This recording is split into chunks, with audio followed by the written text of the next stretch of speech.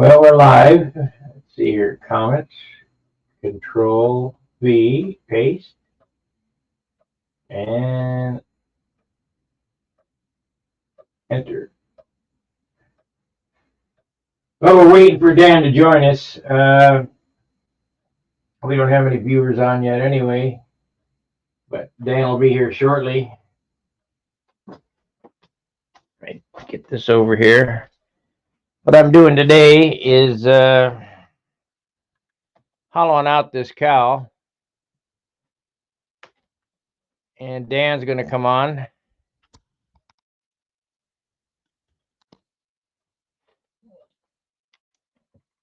So we'll have a Saturday with Dan. Let me get my loop.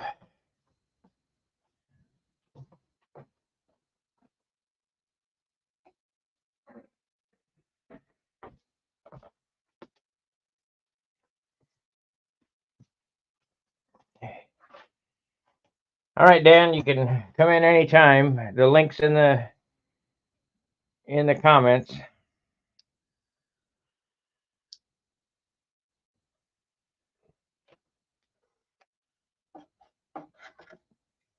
So it starts out like this, and you just got to start digging. It's not an easy job, as Steve found out yesterday.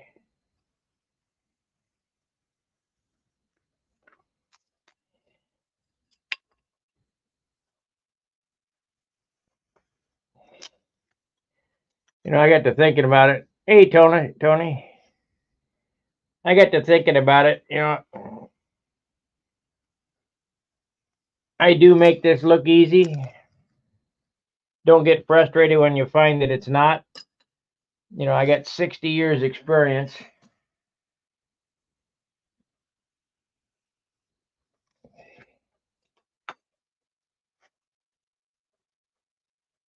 I watched Steve the other day struggle with this part. I got 0 viewers. What happened? What happened? Let me see. Are we still streaming? Yeah, we're still streaming. 1 like, 1 viewer. What's the holdup? Need to go on a membership drive today. Got 2 likes with 1 viewer. Dan should be coming in any minute now. We'll just kind of twiddle our thumbs and carve on this till he gets here.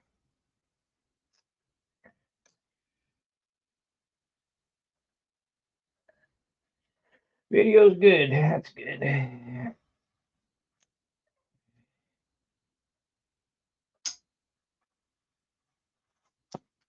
Yeah, I make this look easy because it is easy for me, but don't be discouraged if you find that it's not easy.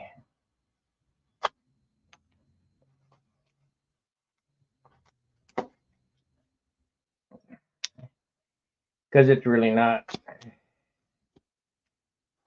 Be careful of this. This will slice your hand off, this stupid little loop.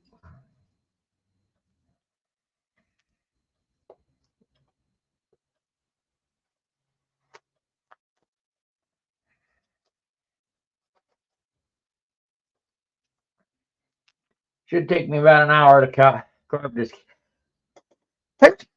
carve this cowl out. Boy, dust.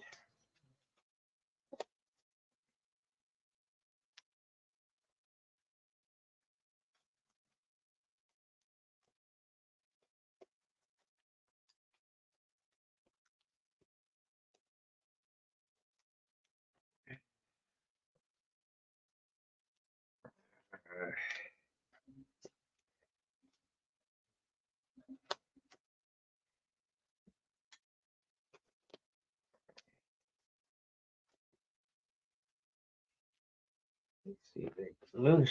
That's got a good bond on it. Hopefully I don't have to wick any CA on there. A little CA right there. Oh shoot, I wanted to start out weighing this, but I'm not going to put all that crap back up on this. I want to get this down to 1/4 ounce power. Oh, that's what it was. It started out as 1.8 ounces. That's what it was. Load 1.4. So we've taken 4/10 off it already. 40 grams. Oh, we got to do a lot of whittling. Get that out of there. This is a game that I play with myself, or by myself, not with myself. Can I get another gram? And that's all I look for. Can I get another gram off? Especially when you get down close to the final weight, you know, say we're at 10 grams. It's hard to get them extra 3 grams off because there's nothing left to carve. And Bob Gieske said, if you don't go through somewhere, you ain't hollering thin enough. So there's Dan. I got a boop. Let's see. Dan's device not connected. So we'll wait for Dan to get connected. He's in the green room.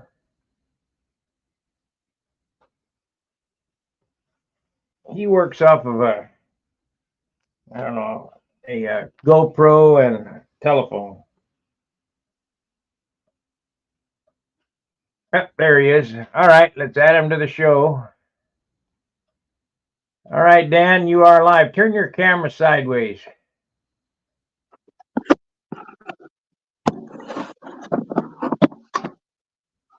You're on portrait mode now. Need to go on landscape. There you go. Perfect. Yeah, I got to get this straightened around. I'm on the Rube Goldberg mode here. I got to get it in a holder here. All right, what are you doing? Yeah, I rigged up a holder here, but I don't have it in portrait mode, but I'll switch it over here. Whatever it is, you're holding it right now. The other way is wrong. Yeah. The other thing on this camera, I think I get the best camera when it's on the other side of the camera. Well, so let me take it out of this holder. Put it in this thing here.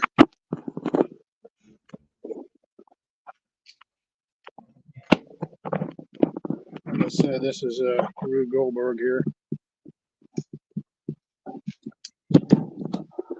I know him.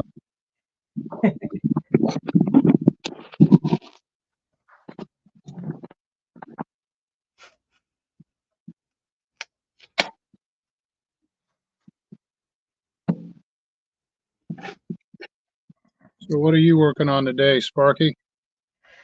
My cowl. Working on hollowing it out. Yesterday, I think it was yesterday or the day before, Steve was working on his cowl, and he found out this ain't as easy as you think. He went through and we got to start over. I just made a statement of, yeah, I make this look easy, but I got 60 years experience, you know. I guess I can't expect everybody to do what I do.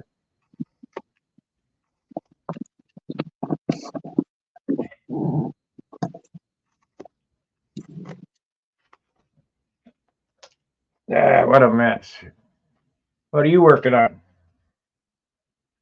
Well, I'm going to demold this landing gear. It was like a mock-up. And that's what I was going to fiddle with when you called. See if I can get it on here all right. I don't know how much I'll get done, but give you an idea here. And let's put you on big. All right, you got the show. Okay. Get this thing situated. So yeah, what I'm going to try to cover here, this I laid this up yesterday. This was a mock-up, and basically what I mean is a mock-up. It's a rough carbon shape that I need to file and sand into a landing gear that's usable, and the landing gear is what I'm going to make the mold from. So technically, you could take this mock-up that I got here and just go off of that. You wouldn't have to actually make a mold from it. You could just go ahead and use the gear as it comes out of here. So the camera set up. I'm gonna redo that camera one of these days. So this is just a plywood form. It had modeling clay as a dam going around the form. So the plywood form has resin on it, sand, and I use packing tape, and then I wax the packing tape. Doesn't need to be plywood. You can make a form of anything you want. Balsa wood, styrofoam, and then you just take Coat packing tape or whatever and wrap it over the top of it for a release. So this was just put on there just to hold the resin in place. So that pops off. I just had wax on the Lexan. So the next step is to pop this carbon gear off. And there was no PVA. It shows you how easy it is to release resin with just wax. Now, if this would have been an epoxy tool, and I would have just had wax on it, as soon as I laid this carbon on top of it, I can almost guarantee you it would have sticked in a few places. And I use modeling clay. That's just a way of holding the resin on the mold. So this one's pretty rigid right now. So I'm going to sand that down a little bit. Let me get the camera a little bit closer to what I'm doing here so you can see it.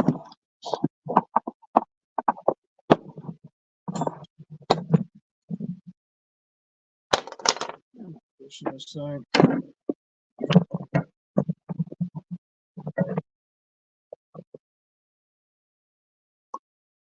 So yeah, this is a plywood form. You see, I just put this is just some kind of packing tape, and it's like a one-shot deal. Now this is epoxy. It's been sanded and waxed right here. So if I would have laid this gear up on top of the epoxy form, then I would have had to PVA it. So what I did here is I just took this packing tape and waxed it and laid it on there. So now if I needed to make up more master parts, I can still use this form. It's really good to go. So this gear, it's obvious that you know, it's rough. All it is a squared up gear. There's no airfoil to it. It's just flat. Now this has got a lot of rigidity here. This, you know, you could actually clean it up and you could leave it square if you wanted to, and which would, you know, it'd be fine. There's all kinds of voids and it's all rough. But the next step is to actually take a file and some perma-grit, which is this is a sandpaper here. It's a metal plate. It's got carbide grit and brazed into the metal plate. So these come with usually a coarse on one side and a fine on the other. So you can go around here start sanding it down. Now, the top of this gear is just rough. It's just laid up. It has no form to it. The bottom of it here, it's where it was sitting against the packing tape. So this part of the gear here is somewhat smooth. So this is what I'm going to base everything off of here. So when I start sanding, this is my reference right here, because that came off the form. And then I'll just go back and just keep working the airfoil into it. Also, when it comes time to finalize everything, your toe in here on your axle like this, you got to make sure that these are parallel on the outside. On the inside, they're probably parallel because the form was made parallel. So I'm going to go through here and sand, and I'll keep working it and measuring it and making sure it's all laid out right, and then actually go ahead and put the airfoil in it. So that's a pretty good overview of what it looks like right now. Nothing too spectacular.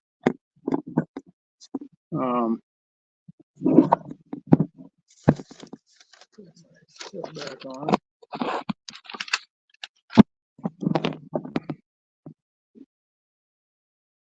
Some of this clay here, I just go ahead and throw it away. Once it gets so much carbon and gunk in it, epoxy, this is probably usable.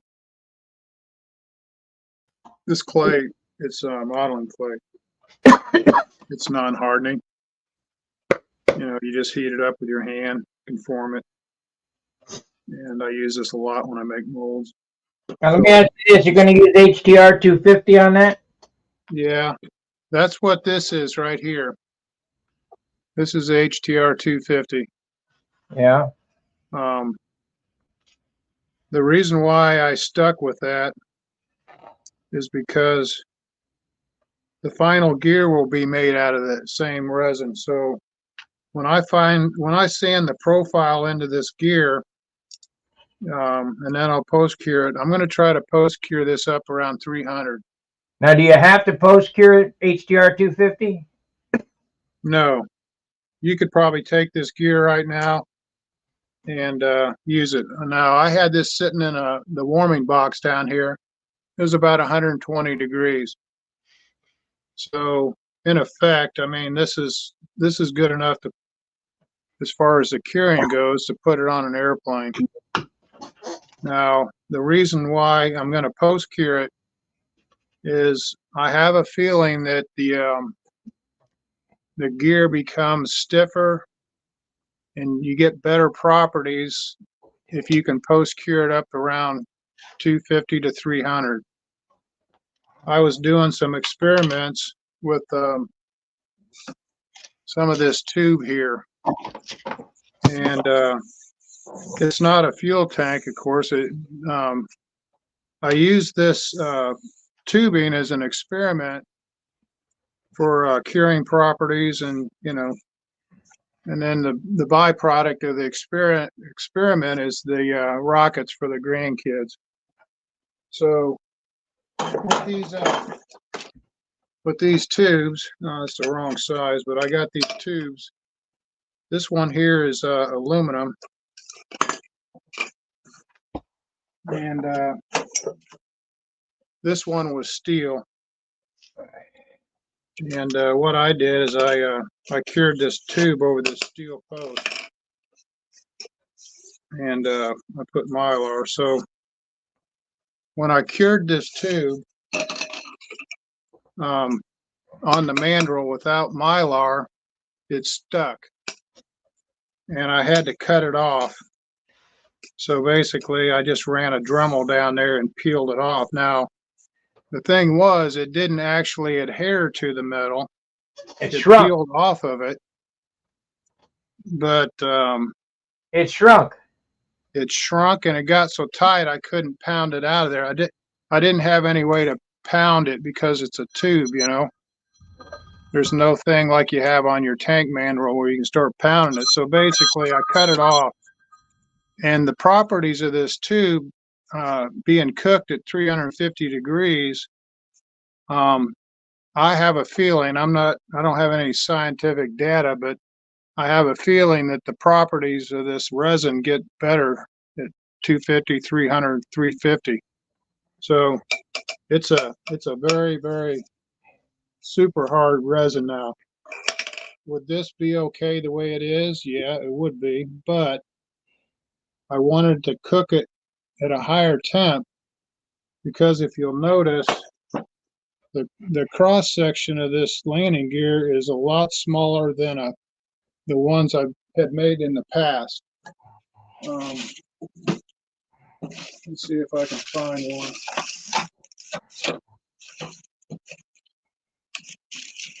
So some of these gears I was making in the past, this is a mock-up and this is a mock-up. This was like a tune pipe, had a hump in it.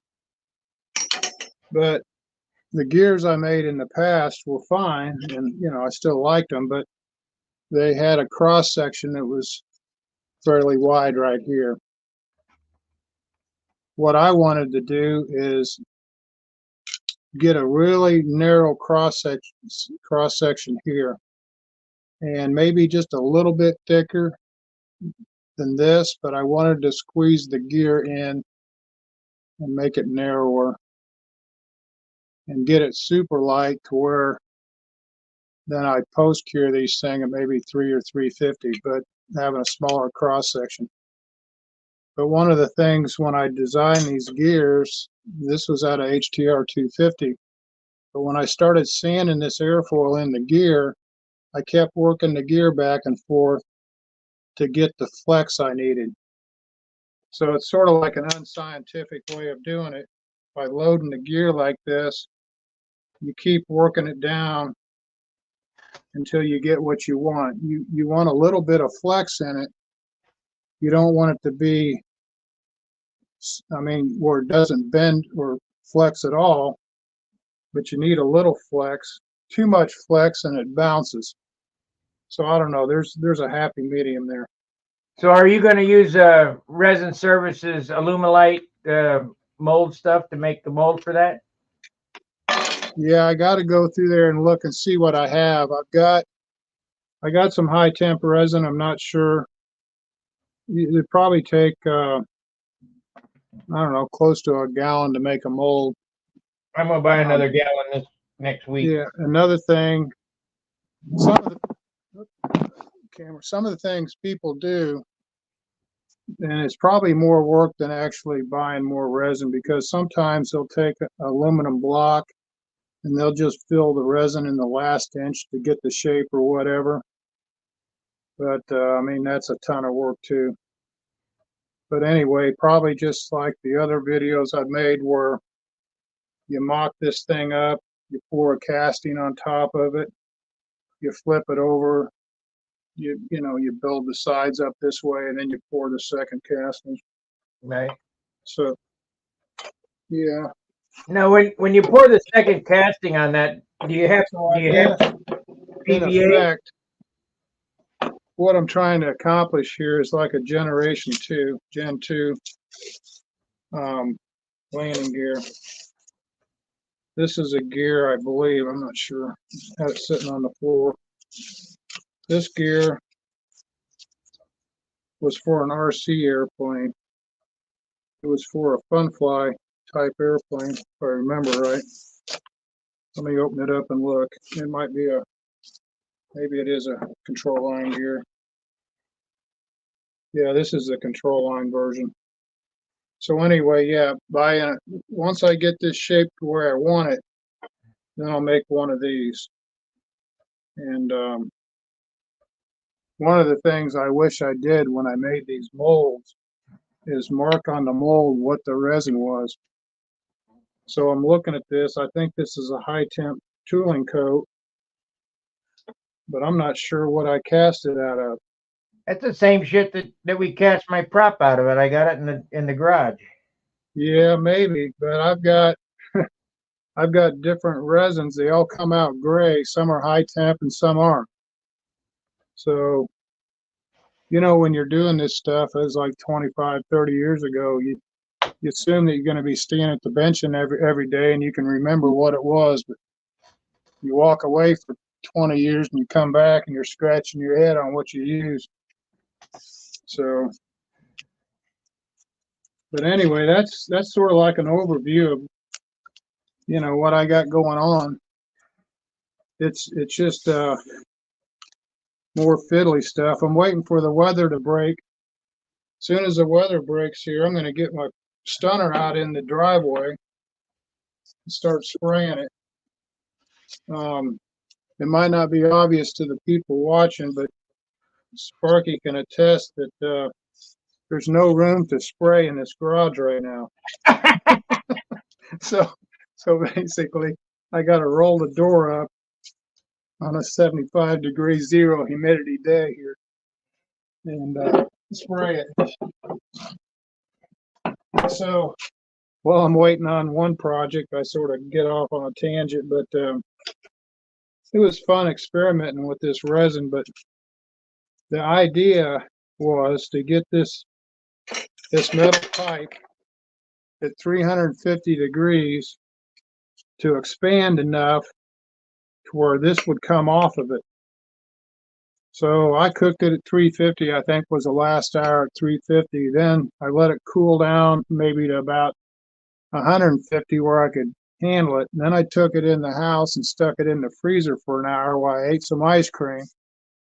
Got this thing at 28 degrees or whatever, and I still couldn't get it off. So yeah, I'm not sure what the trick is with this thermal expansion stuff, but I wasn't able to duplicate it for that to release. Now, when I coated this mandrel, it wasn't PVA, it wasn't wax, it was free coat. So 700 NC, I believe. So I had it polished. So anyway, it was an experiment. I didn't lose my tube because basically I cut it and then I seamed it with a strip down in there to hold it, put it back together. And it'll be perfect for the kids' rockets. So here's a nose cone out of West 105. Yeah, it's just blue foam. This is how I was making plugs for that RC fuse. You just take that blue insulated foam, sand it, and get it to where you want it. And then I coat it with some resin. Now this is like E-glass, 2 ounce with West Systems. And then don't worry about all the fuzzies. You're going to get all the fuzzies on it. And then the main thing, don't have any air bubbles underneath it. And then sand it. So obviously you guys aren't going to be making nose cones probably, but let's just say you wanted to make an engine pod, like Bob Hunt has his twin. He's got those two nacelles, pods on each side of the wing or whatever you call them.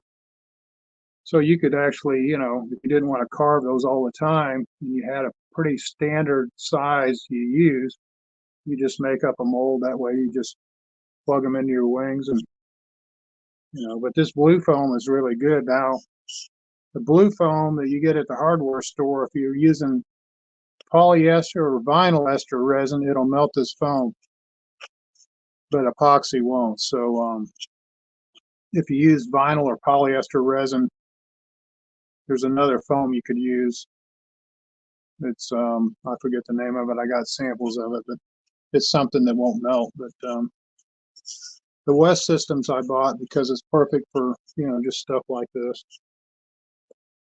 But in a nutshell, that's pretty much it. So I'm going to try to get this gloppy old blank sanded down to something that's really nice. And you can see where when I sand them, I'll go back and I'll refill it, with auto body putty or whatever it takes to fill up the little pinholes and get this thing to where I want it, and then from here, then I'll make the mold. So, but all the gears I've made, I've got different sizes over the years. These are all the master parts. And then just a quick overview. Once I get a gear to this stage, then I got to form it up in one of these. So this thing is a form I made. Now it's got carbon fiber just to hold the shape. This is Formica countertop material here. And then I just cut grooves and I wrap carbon around it. So in effect, I created this right here. And this is what I pour. I build up the sides here with like Lexan. You know, you put something like this on each side, right? You got one here and one over here. And then you pour your resin on top of this. You put clay underneath this landing gear in this form, get your draft angle, you box it up, and then you make your pour. So it's sort of a lengthy, it's got a lot of steps to it, but it produces a really neat mold once you're done. It's repeatable. You get your airfoil, and so now the dirty part was sanding this thing up. Now, once you get it to this stage, it's probably some hand sanding. I'll check it. What I mean by checking it, let's just say you set this thing down on the glass. We'll go with this edge here because this is what was next to the plastic, the Lexan sheet. So we'll set that there, and then you go through there to make sure that it's where you want it. Once you start sanding this thing and working it down, you know, you come through here and you'll make sure that the mounting plate's at 90 degrees. And then when you sand this, you do the same here. And you got to make sure this is 90 here. You don't want any toe in or toe out. And then you'll check over here. And then once you get all the parameters set up and it's looking good, then you can start working it down and sanding it. Now, if it's not 90 here, I mean, you've got to actually start shaping and sanding. Just get you some Bondo and just swipe on there and just to shim it a little bit. You don't have to use the carbon and that resin. The carbon and the resin on this was just to get the right properties of it. So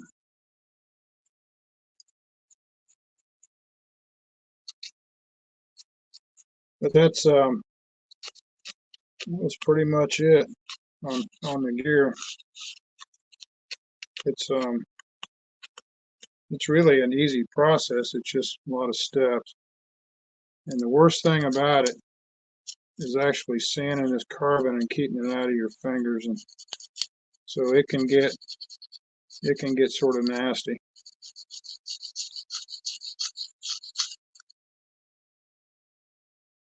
Now I've done these before without the modeling clay. I've made balsa wood dams and stuff.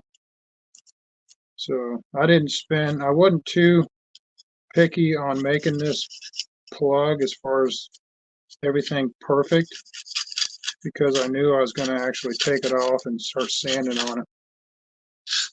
But if any of you guys are just going to make one gear, all you have to do is just pay a little bit more attention on how you dam it up, and you know, try to get a better finish. You could, you know, put Mylar over it here, you know, whatever. Now, one of the things people say, well, just use any resin. And I'm not saying use resin services. I'm just saying that do some research if you decide with a different resin, to make sure it's a rigid resin with a little bit of flex. You don't want it too rigid, but you also don't want anything that's not going to withstand the heat. So you always have to think of the worst case scenario. You know, if you ship one of these to Phoenix and it's 116 degrees in the shade, and somebody just sets their plane out there, you know, this will soften up, and you really don't want that. I remember some of these early carbon props, you could buy them. And one of the ways, if you didn't like the pitch on a carbon prop, you could dip it in boiling water. And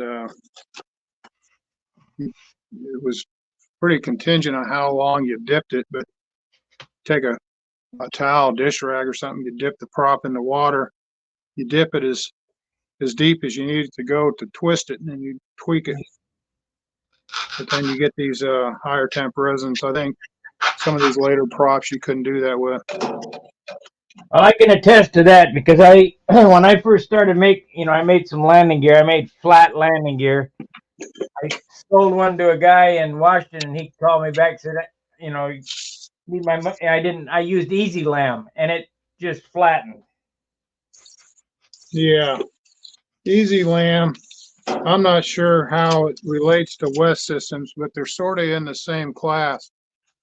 Now, all these science fair projects out here, and Sparky, you've talked about this, where part of the high temp or the curing properties of a resin has to do with the curing agent. So yeah. I was out here, and here's my science fair project. So I took some West Systems 105, and then I thought, you know what? I'm going to mix some HTR 386, which is this right here. I put this in the West Systems right here. I combine these two right here.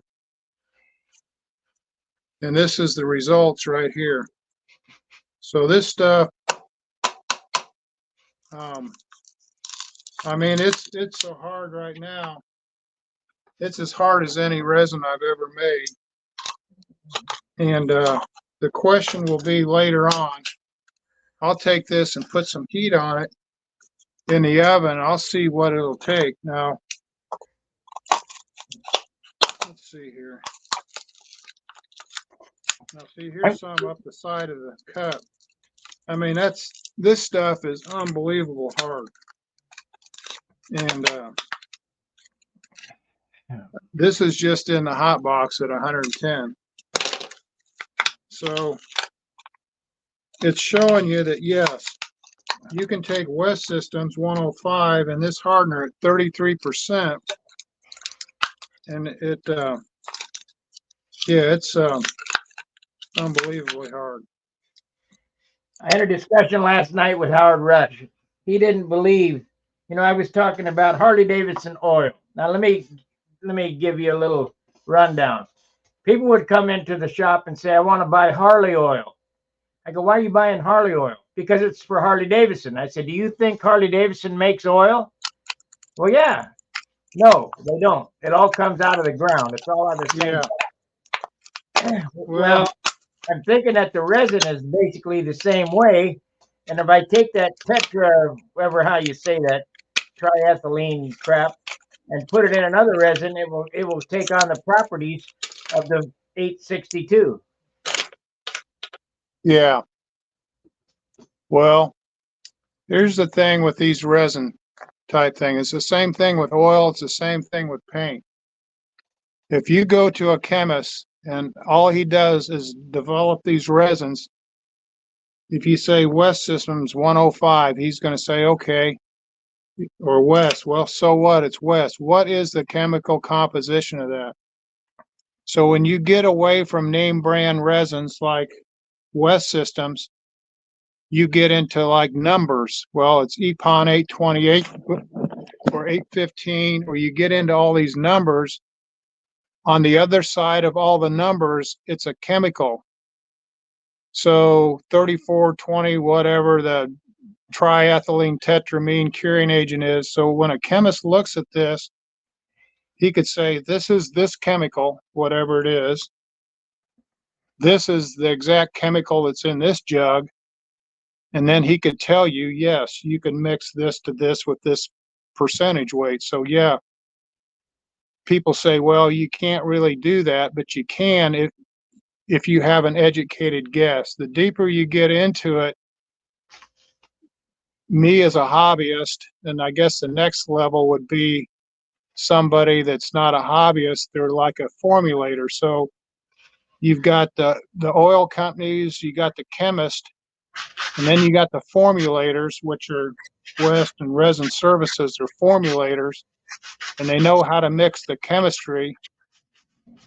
The third layer to it would be your hobbyist or your homeowner that goes out and buys DevCon epoxy at, 5-minute or whatever.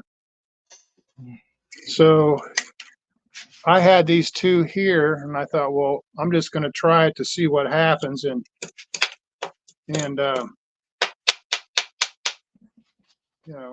I'll stick this in the oven, and I'm almost positive it's really good. So in other words, it gives me an option. Oh, I got something for you too. Remember what I asked you about these bottles? I want to take that tetraethylene crap and put it in a bottle. Yeah. Well, I have a bunch of these bottles like this. I'm going to bring you one. This is perfect for what you do. This is the. Let me get my camera on here. So we want to go here. This is the tet in this bottle. Okay. So I have an extra bottle here for you. I've washed it out with alcohol. It has a spigot on it like that. Oh yeah, that's perfect, Sparky. You can do a drop at a time. Yeah. And so far, this has been, ever since I got this, 2 weeks ago, that tet has been in there. And I guess this is HTE or whatever, plastic. Yeah. That tet came in a glass bottle in a cushioned case. Yeah. So Well, it's pretty volatile. Yeah, I think they do that just to make sure they get the optimum. Now, what'll happen is, the plastic bottles, they don't go bad real quick, but they will over like months or a year. And so I'd put,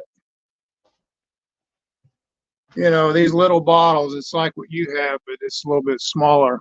Hold on. And Yeah, it's this different here, than that one. here's what it looks like brand new. I got those little bottles like that. It's a different plastic. Is that? Yes, that's the thing I was going to wonder. So this plastic, I mean, it's fine for a couple months and then I just throw them away. But yeah, I think what you have is probably better. It's HTE or. Yeah, one of the things with Detta or Teta hardener, it had a really high case of amine blush. And amine blush is when you coat the epoxy and you just let it sit there to the air, and what happens, it gets a greasy film on it. And it's something, what they call it, amine blush. So it doesn't affect the part, it doesn't affect a whole lot but the cosmetics of it, but if you need to rebond to it, you could clean it off. Now, one of the things triethylene tetramine and diethylene tetramine do to a mold, if you just wax it and you're releasing with a wax or a free coat and there's no PVA, basically that mold starts to become etched and then it starts to eat into it. So this stuff, it's a pretty corrosive curing agent. But yeah, that's Frank from Frank's Model Leaves, you said, what's the subject today? Free for all. We're hanging out. We're talking about molding and different things.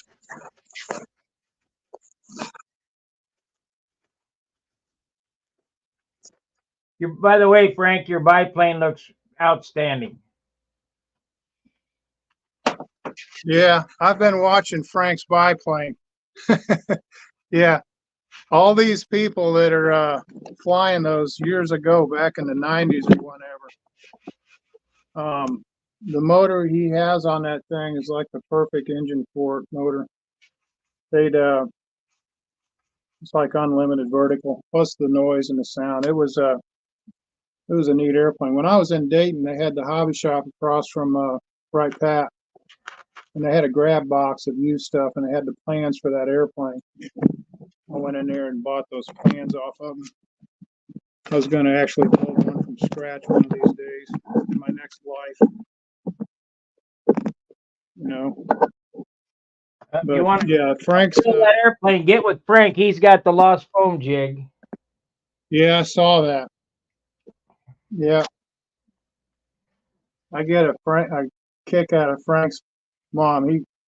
He suckers are in that coming up and helping every once in a while, doesn't he? Yeah.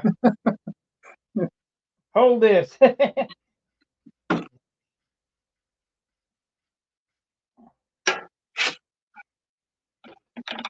Since we're sort of on this show and tell thing here, this is something from the '90s. I had a guy at Allison. He was an engineer, so he was also a modeler, and I gave him this formula that was in the model aviation, and it was a trig calculation of a pitch gauge.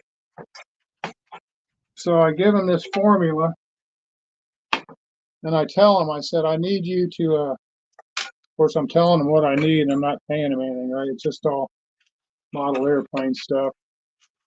I said, I need you to actually run this formula and turn it into a graph. So he takes this trig formula, and then he comes up with this graph here. I don't know if you can see it. Lighting's sort of bad out here, but all the numbers are plotted, on the graph. So then when I was working at the machine shop, I told Jim, I said, give me a chunk of aluminum. And then I'm sure I wasn't there and they did it. They just ran it across a Bridgeport, cut me 1/4-inch notches in here at the right distance, all measured out. And then I just took some, this is like tool steel, and I found the layout of where this needed to be in reference to the gauge. Right here, the hole. Made this pin that fits in there like a bushing, so it's removable. But the way this pitch gauge is, it'll do I don't know, I think it goes to a 30-inch prop. So normally you don't need to run a pitch gauge on these props. You buy them at 10, they're 10. The reason why I had this pitch gauge made, I was getting ready to actually make some molds for these size of props. So if before I made the actual prop mold, I needed to find out what the real pitch was. So it's good to have friends that are in certain places. I mean, they can help. So I don't know. I'm not sure if anybody ever had a pitch gauge for a 30-inch prop. Here's one here. And the other thing is, if somebody wanted something repitched, and then of course this is just like the old, what do you call it? Prather pitch gauge, same concept. I just made a Delrin block machined it down to where it fit in the notches. I made it out of Delrin because it slides easier in the grooves on the aluminum plate, plus it's easier to machine. So that's what I did there.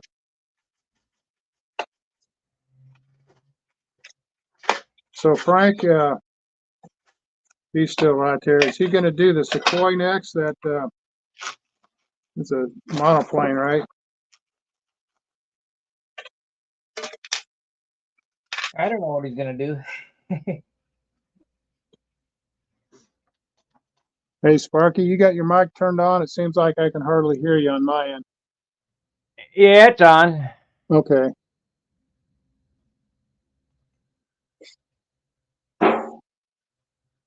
Probably on my end here. You got too much sawdust in your ears.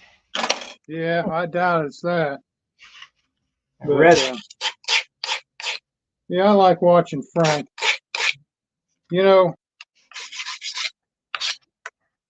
Here's what's funny. You come out into this shop. I mean, we got junk piled everywhere. You're losing screwdrivers and you're not moving around. And it's like, you go into Frank's shop. He's got it all cleaned up and the table, the bench is all clean. He's got the music going and stuff. So it's a different experience.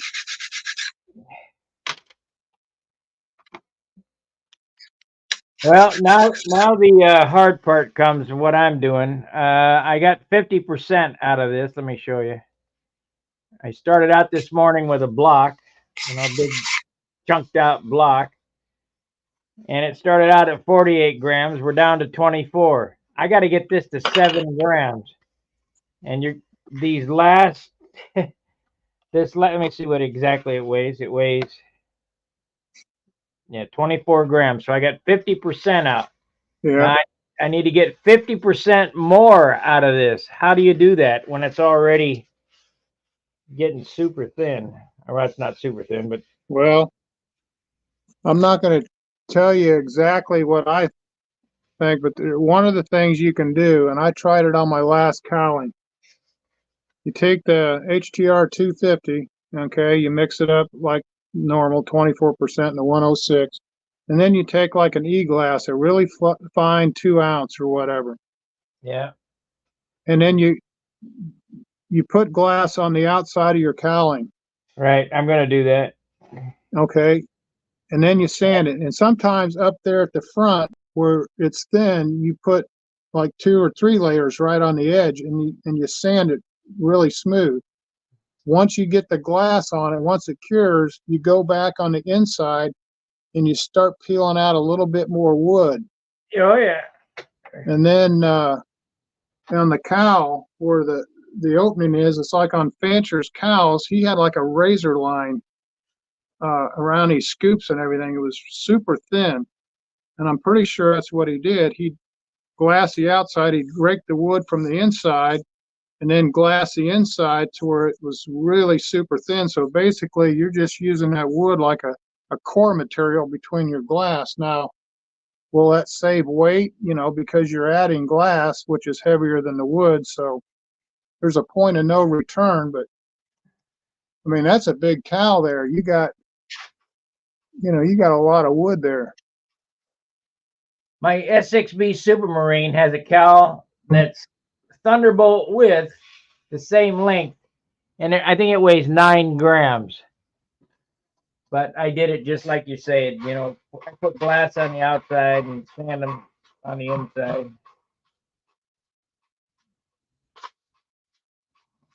Uh-oh, Danny dropped. Okay, so we'll wait for Dan to get back. He had his situation there with his phone only. Oh, he's back. Okay. Add him to the stream. I can hear you better. Okay, what'd you do? Well, I don't know what I did. I pressed the wrong button, but I accidentally I was going into the comment or the chat, and I pressed that button, and it kicked me out of the stream. Then I just went back and kicked back in it, but I don't know what I did. But anyway, it sounds better. Well, that's what I'm going to do. And I'm going to glass the outside and then remove the wood from the inside. Yeah. But I normally use Z-epoxy. You say use HTR 250. Yeah. You just put the HTR 250 on that wood. The other thing is, I mean, if the inside of your cowling gets to be, well, 150, 180 degrees or something, the HTR 50 is going to take it. Let's say you run that engine and then you're done with flying. All that heat from that crankcase is just basically you're going to start cooking the inside of that engine compartment. If it's coated with HTR 250, I guarantee you it's not going to get soft in there. I guess I could cover the inside of this inside of the bay here too with 250. Yeah. Is it Believe it fuel or not, I know Bob Hunt likes epoxy and I've used it and it's good. It's accessible. But the HTR 250, if there's one resin I'd buy for a model airplane that would probably do everything, would be the 250 because it'll make a prop, it'll make a landing gear. Now, a prop's important for high temp because you can't have a internal combustion engine with a, after the engine run, the speed flyers, if the resin wasn't high temp enough, it would start imprinting the thrust washer on the back of your prop. It'll make a bell crank if you're a little bit more patient and work the resin a little bit more because it's thicker, but it works and it's fine. It'll sheet foam wings if you're into that. And it'll also fuel proof like engine compartments, you know, and do it at a high temperature. So I guess if there's one resin that would do it all, that would be my choice. But is it really fuel proof? Because I used that HPR 250 to make that tank and it got soft. Well, you got to remember if you're doing your engine compartment, you know, it's one of these things where are you going to put paint on top of it? If you're putting dope, that's not fuel proof. So yeah, you're right.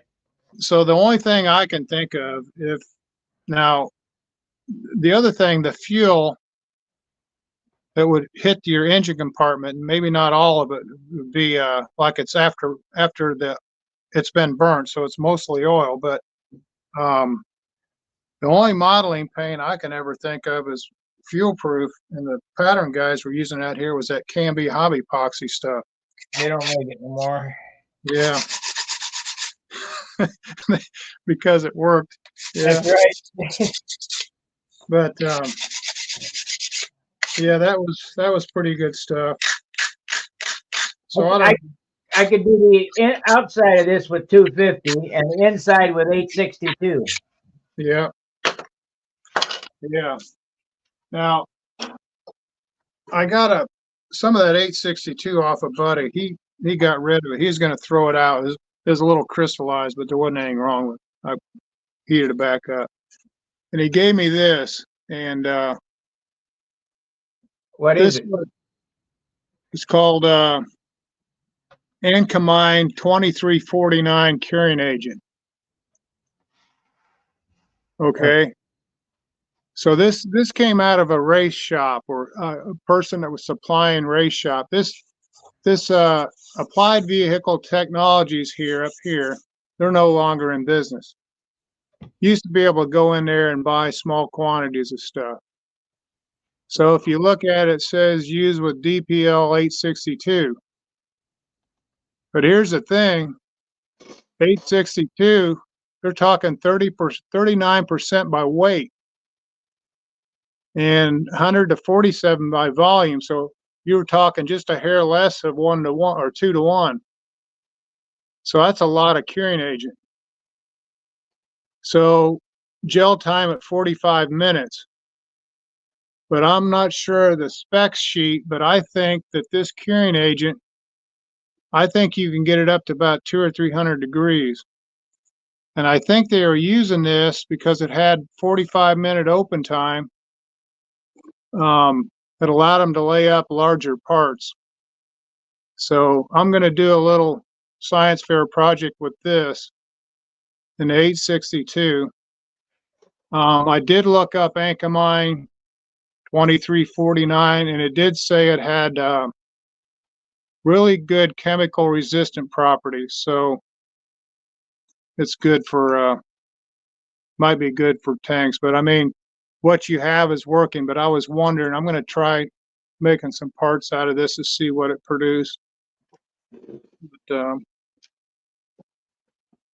yeah, this triethyltetamine or whatever, this TET, they just call it TET.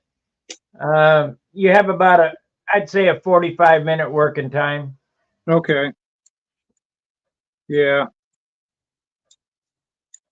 At least in the amount that you're making, right? If you Right. make, I pour it out. You know, the minute I get it mixed, yeah, I mix it for 2 minutes, and then I take it and I pour it on top of the glass.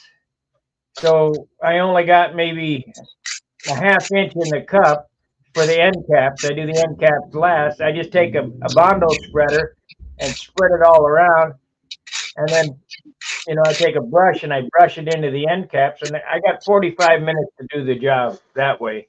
yeah, I don't know how it would, I haven't mixed the cup up and let it set, a full 2-ounce cup to see how long it'd take to set.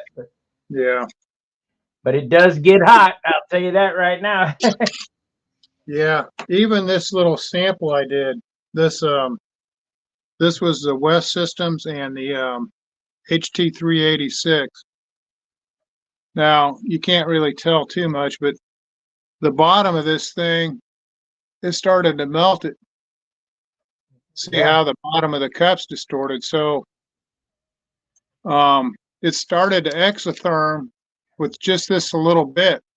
Right. And now this came out pretty slick. You know, it exotherm and it got hot enough to melt the cup. The next step is when it gets faster than this, it starts to foam up. You know, it starts to smoke, and then you really got a problem. But yeah, that's, you got to be careful of that exotherm. But yeah, this will be a nasty job, but I'll get this thing down to where it needs to be. Now see, as I sand this thing, I just keep working it down and checking the cross section, and then I'll keep flexing it here, you know, to make sure that it feels right. Let me ask you this. I don't have any of that Formica to make the dam. I'm going to make a landing gear mold. I don't have any of that Formica, but I do have phenolic. Will that work? Yeah, that'll work. Or will it glue itself to the phenolic? No, you can wax it. So when I was on that construction site job, I'm not ashamed to dumpster dive. So they put in a front, I don't know, some kind of reception area in this office, and it had like a bent front to it. So this is a cutoff of Formica that it was scrap, so they threw it away. But it's got a really smooth surface on it. It's not really shiny. It's like a matte shiny, you can see. But the stuff bends super well.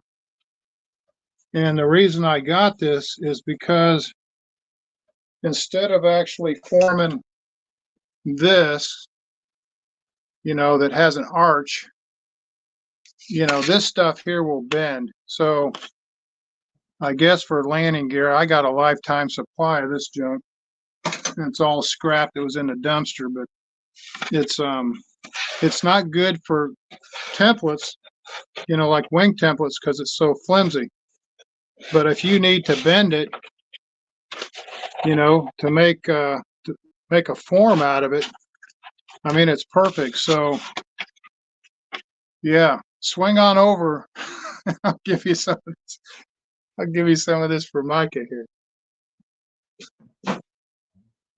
You're only 3 hours away from me. Yeah. Well, by the time you stop at the diner and you eat, then it'd be 4 hours, 4.5. Gotta stop for that ham and steak breakfast. Yeah. So,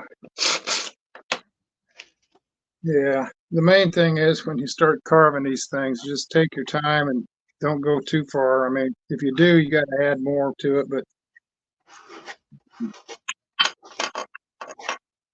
we'll see. But I've got, as you know, I've gotten a lot of science fair projects in the last couple months.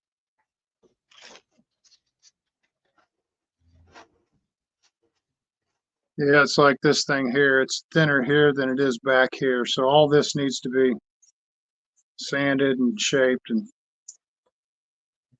I won't do that now, but I'll get the belt sander going outside. Let that dust blow out there. So, and you don't have to spend as much time on these things as I did. One of these I made years ago. See if I can find it.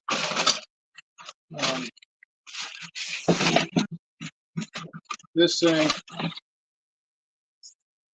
So the only reason I cut this out a 3/4 inch is because I had it. You know, it's scrap. So I just glued two pieces together. You know, ran it across the belt sander, put some epoxy, and sanded it. Now, if you don't have the tools to cut this out, what I did is I took balsa wood. It's a good use for the heavy wood you got. This is an 1/8 inch and there's multiple sheets. So I just cut out 5 sheets of the profile I needed. And I put the little blocks in there. You can see the blocks to get the spacing I needed. And then I took C-temp and I just wrapped the C-temp around the form. And it was able to bend around these little radiuses. Or you could use Mylar or whatever you could use to bend around the form.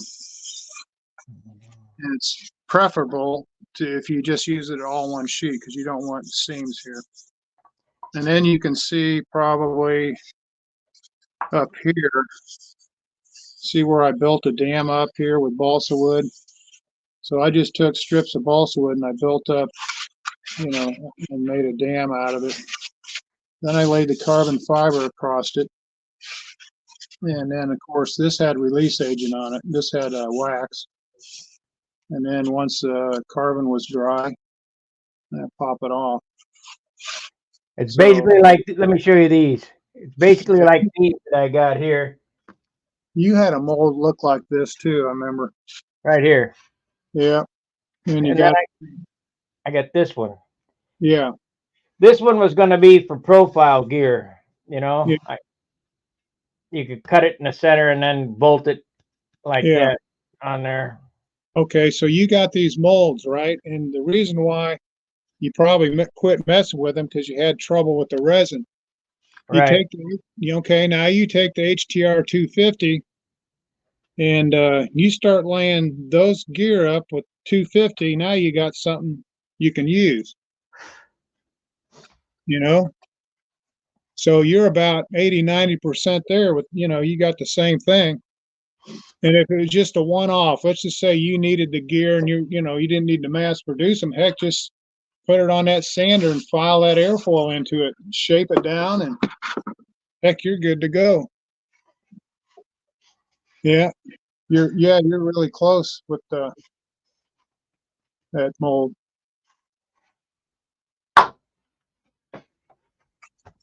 So I'm going to order another round of that aluminum mold stuff because I only got a half a gallon. Yeah, I think that's what I got. I think I'm sitting on enough to do a small mold, but I need to get. I'll tell you one thing, you really don't want to start pouring and not have enough. I mean, once you start pouring, you got to. Ideally, you want to keep pouring when it's in the B stage where it still adheres and everything. This is a product. It was called Divinicel. Hold on. I never. Oh. I've seen guys. They machine this stuff to where, like hand launch gliders and stuff. It's a really super dense foam. I think they'd actually CNC a wing in it, and then they'd sheet it with carbon. But it's heavy. I mean, but you know, it's sandable. I mean, I'm gonna give you the stage for about 2 minutes. I'll be right back. okay, I'll find something to say. So I guess he's taking a break on me, so I got to talk for 2 minutes. But anyway, so yeah, if you're going to do anything like this and you're going to form uh, fiberglass over it, I pretty much determined that you got to put the mylar between the glass and the tube. So there's some guys, I forget his name, he was in Carolinas. He did some videos on some RC planes on how to make, you know, big gas burners from scratch, how to kit them out. And he had a video, 20-minute long, I think, on how to make these out of West Systems, you know. And it's real easy. You wrap this with Mylar, you put the tape all the way across so it doesn't seep underneath it, and then you just roll form this on top, let it cure, and it comes right off the tube. But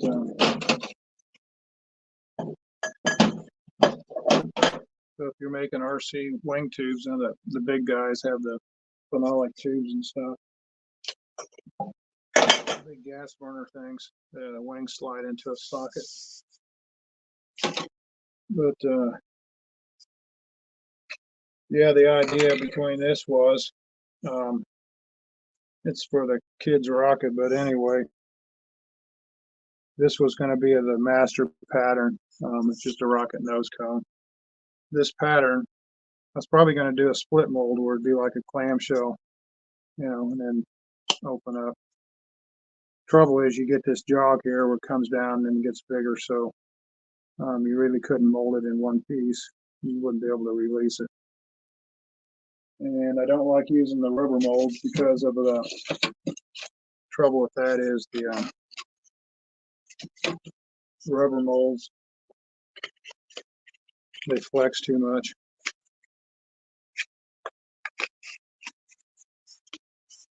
So yeah, I gotta sand this down a little bit.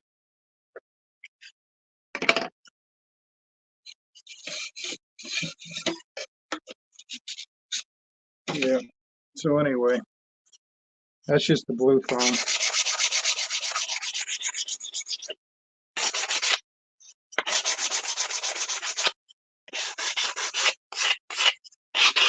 Now, I was thinking, it's like on Bob's airplane, and so I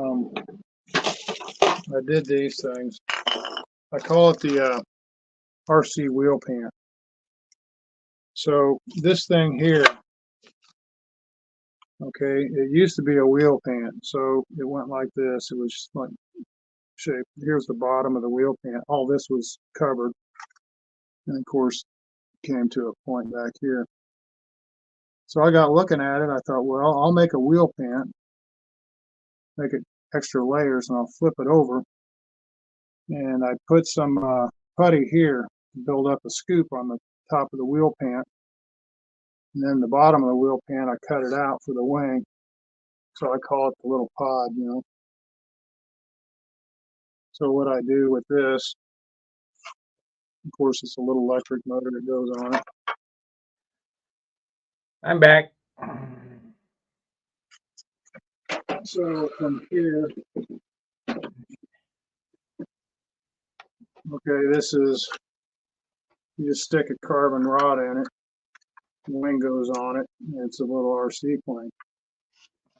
But I know you guys aren't into RC, but if you wanted to make a nacelle, you could just take a wheel pan or anything the size you need, or a block of foam.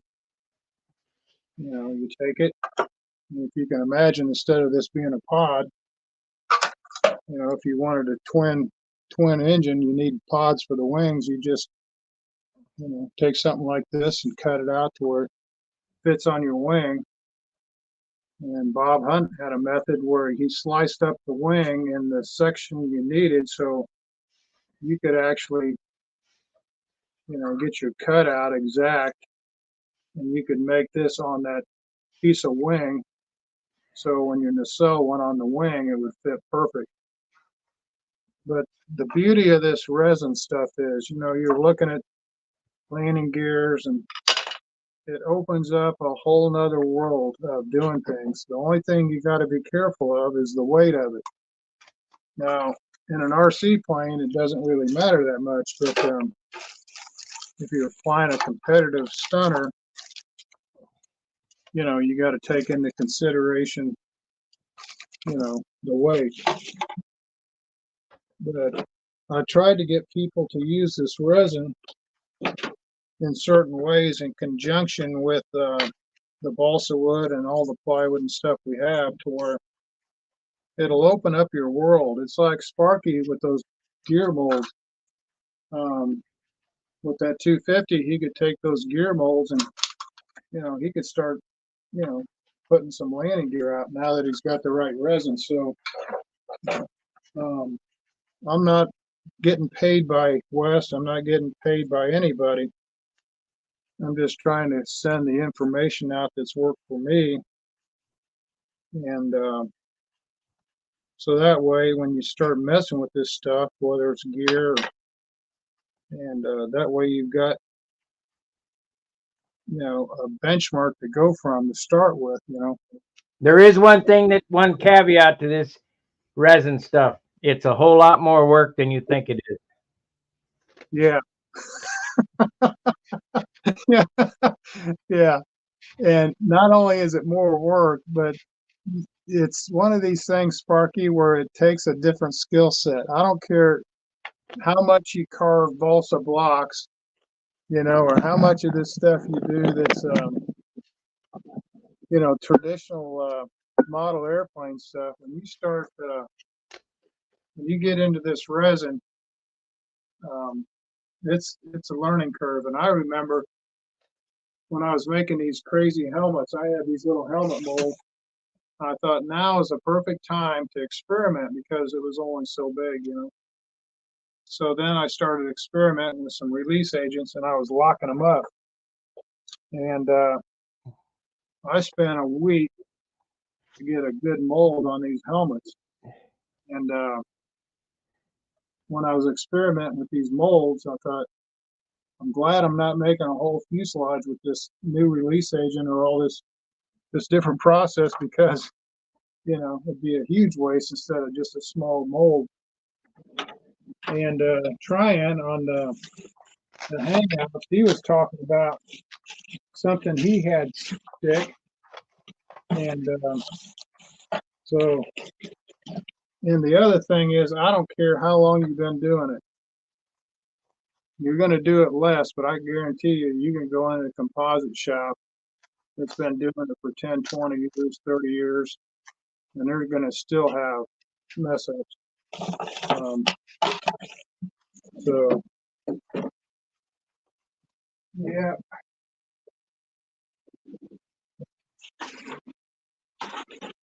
And one of the things I try to do when I make all these little parts, these are all wheel pants. So I try to stay on the same thing. So when I start laying up, all I do is lay up parts, and then I throw them in a pile, and then I trim them. And then once you trim them, then I throw them in a bag. So I just get them to this point, and then so then I'll spend maybe 2 or 3, 4 hours out here, and I'll do nothing but just glue the parts together. So I try to stay on the same process. I'll go one process till I get burnt out, and then I'll switch it up. And the next process is to make a whole fuselage out of glass, carbon, or whatever for a stunner. I'm telling you, this stuff I'm using for the tanks would make a light fuselage. Yeah. And it's strong. It's really strong. Well, the other beauty of composites, and a lot of people don't think of it this way, but let's just say you're laying up a cowl, or not a cowl, but an engine pod, right? You got a twin engine airplane.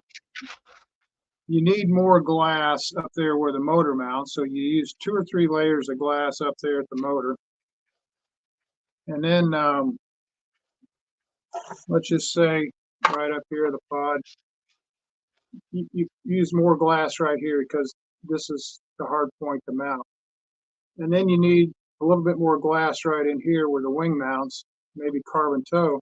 When you get back in here, you don't need as much. So if you're laying up a fuselage or a cowl, and there's certain areas you want stiffer than others.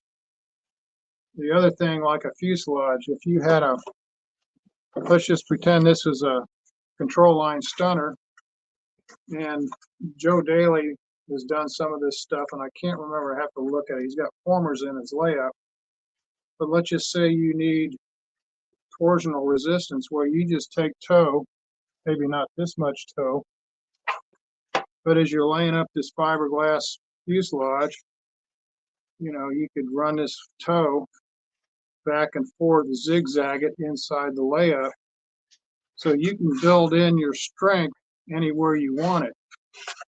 So with balsa wood, you're pretty much, this is all the same dimension. You know, you can sand off material in certain areas, but you know, you don't do that. But if you're making a layup, you can put more glass here,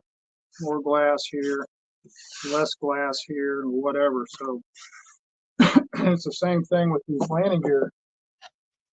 When I do this mold, I mean, obviously the carbon here,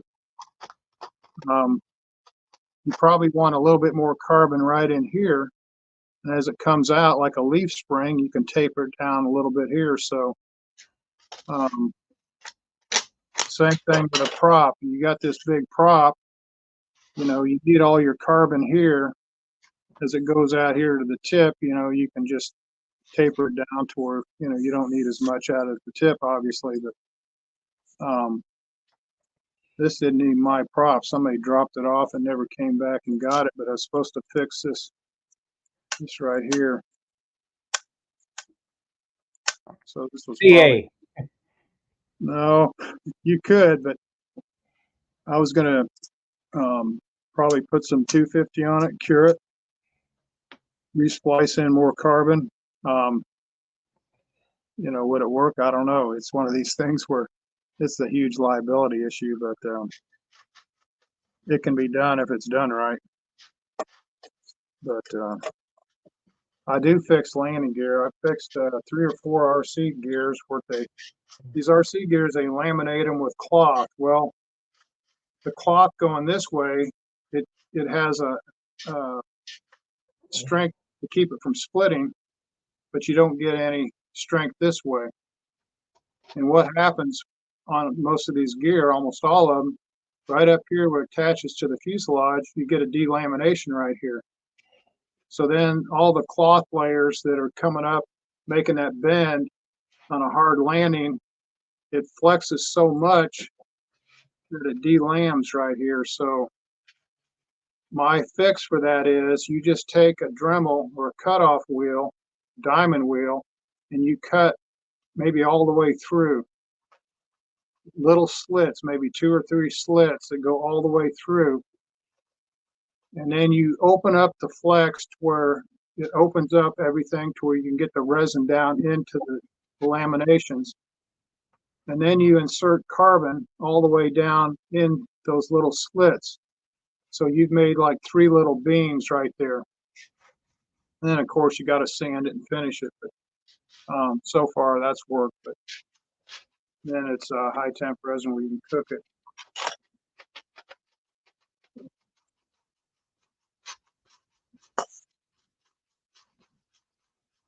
But yeah, I learn a lot by experimenting and playing around with this stuff.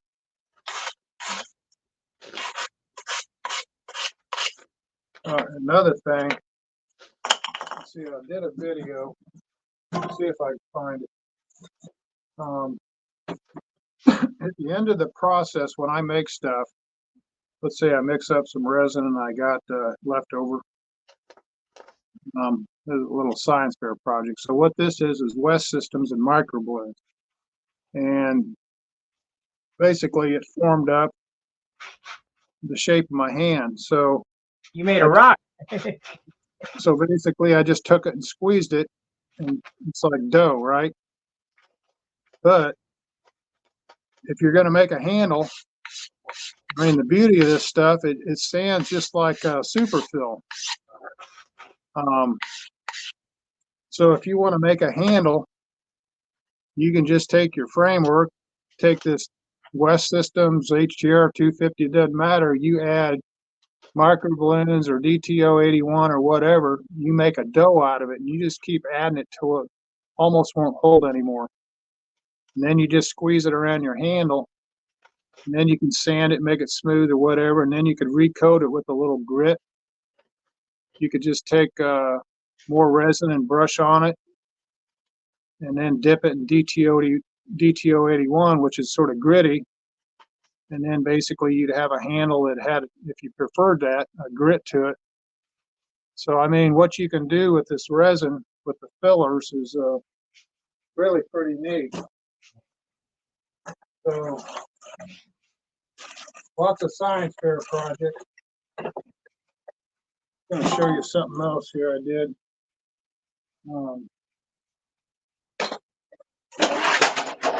This was just a sample. This is sort of neat. You've probably seen this stuff where it's carbon fiber and it's got the red weave in it. So it's not red carbon fiber, it's fiberglass with carbon fiber, but the fiberglass has been dyed red. So this was just a couple sheets sandwiched between some glass or the plates or whatever. I might have vacuum bagged it. So make a lot of neat stuff. This is a mold I made. This mold was going to be for a scoop that goes on the enclosed trailer. And the problem with this mold was it shrunk a little bit and flexed. Like right here, I need to straighten it out. But you know, here's a carbon fiber part. I was going to sand it and clear coat it. It might have the PVA on it still. I don't know. It's not very shiny. But anyway, this was going to go over the side of the trailer. You know, like a air duct. You can see the light come through it where it's sort of thin in areas. But if you get it back up, it's fairly solid. Other science fair project.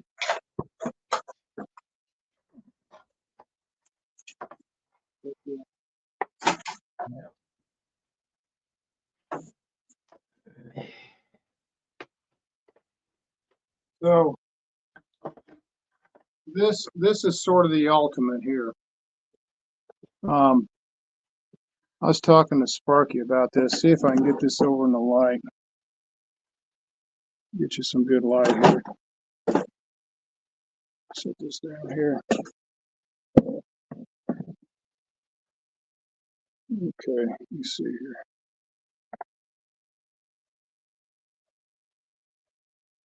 So this is pre-preg. And this was just a sample piece somebody brought me.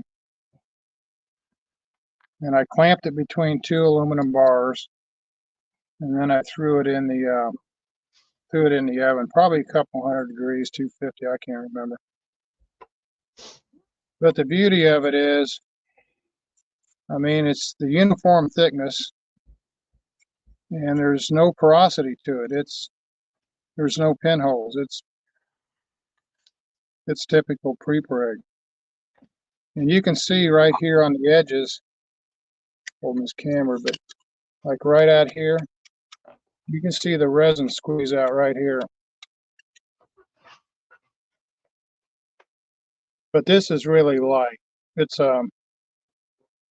came out of the airport somewhere. Somebody was doing aircraft maintenance, or it came out of a race shop or someplace. But it's It's really good pre-preg. Look at this, Dan. Do you think this is pre-preg?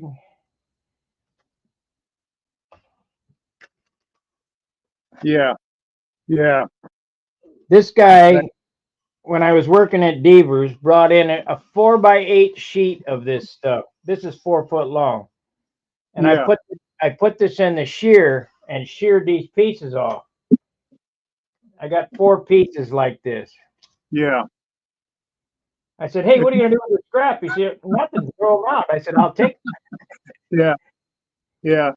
Well, I'll tell you what, when I went to the laser cutter, when I was getting for that commercial job I was working on, I needed some stainless steel cut, and they had a huge bin full of scrap. It was stainless scrap, it was metal, it was fiberglass, and they do a lot of race car shop stuff, and they had chunks maybe, I don't know, 8 or 10 inches by 24 inches of carbon plate.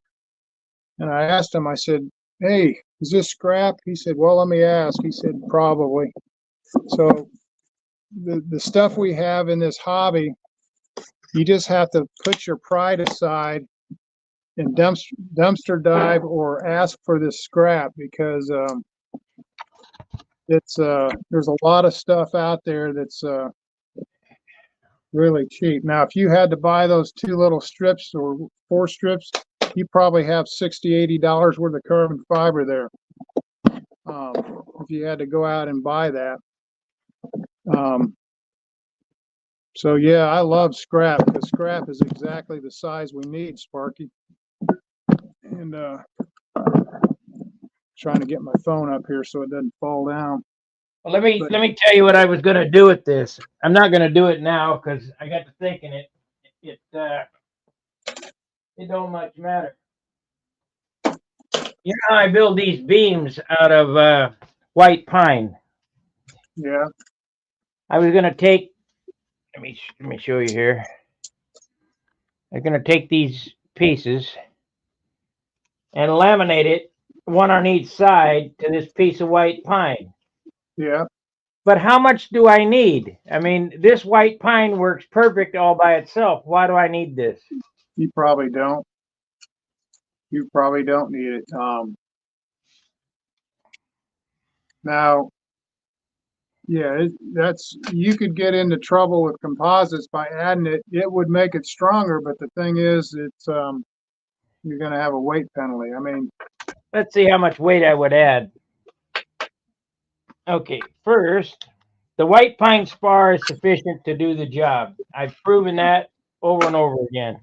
yeah, Okay, this is not cut to length, but this is 172 grams, this piece of white pine. You add this carbon to it, 248 grams, 250 grams, right, right. plus the glue. Yeah, yeah, you ruined the light part. So, you know, here's the thing with the carbon, Sparky. If you replace an aluminum landing gear on a stunner with carbon, you can save weight and get a better looking part, in my opinion. A propeller, you can get the rigidity, you can get a better part. The fuel tanks, if you're replacing tin with your carbon, you can get a lighter tank. You're not going to find any carbon or any composite that's going to replace 4 pound balsa wood. You know, and if you get into maybe like hard maple, you can go with the carbon route. But good old balsa wood right here, good light balsa wood.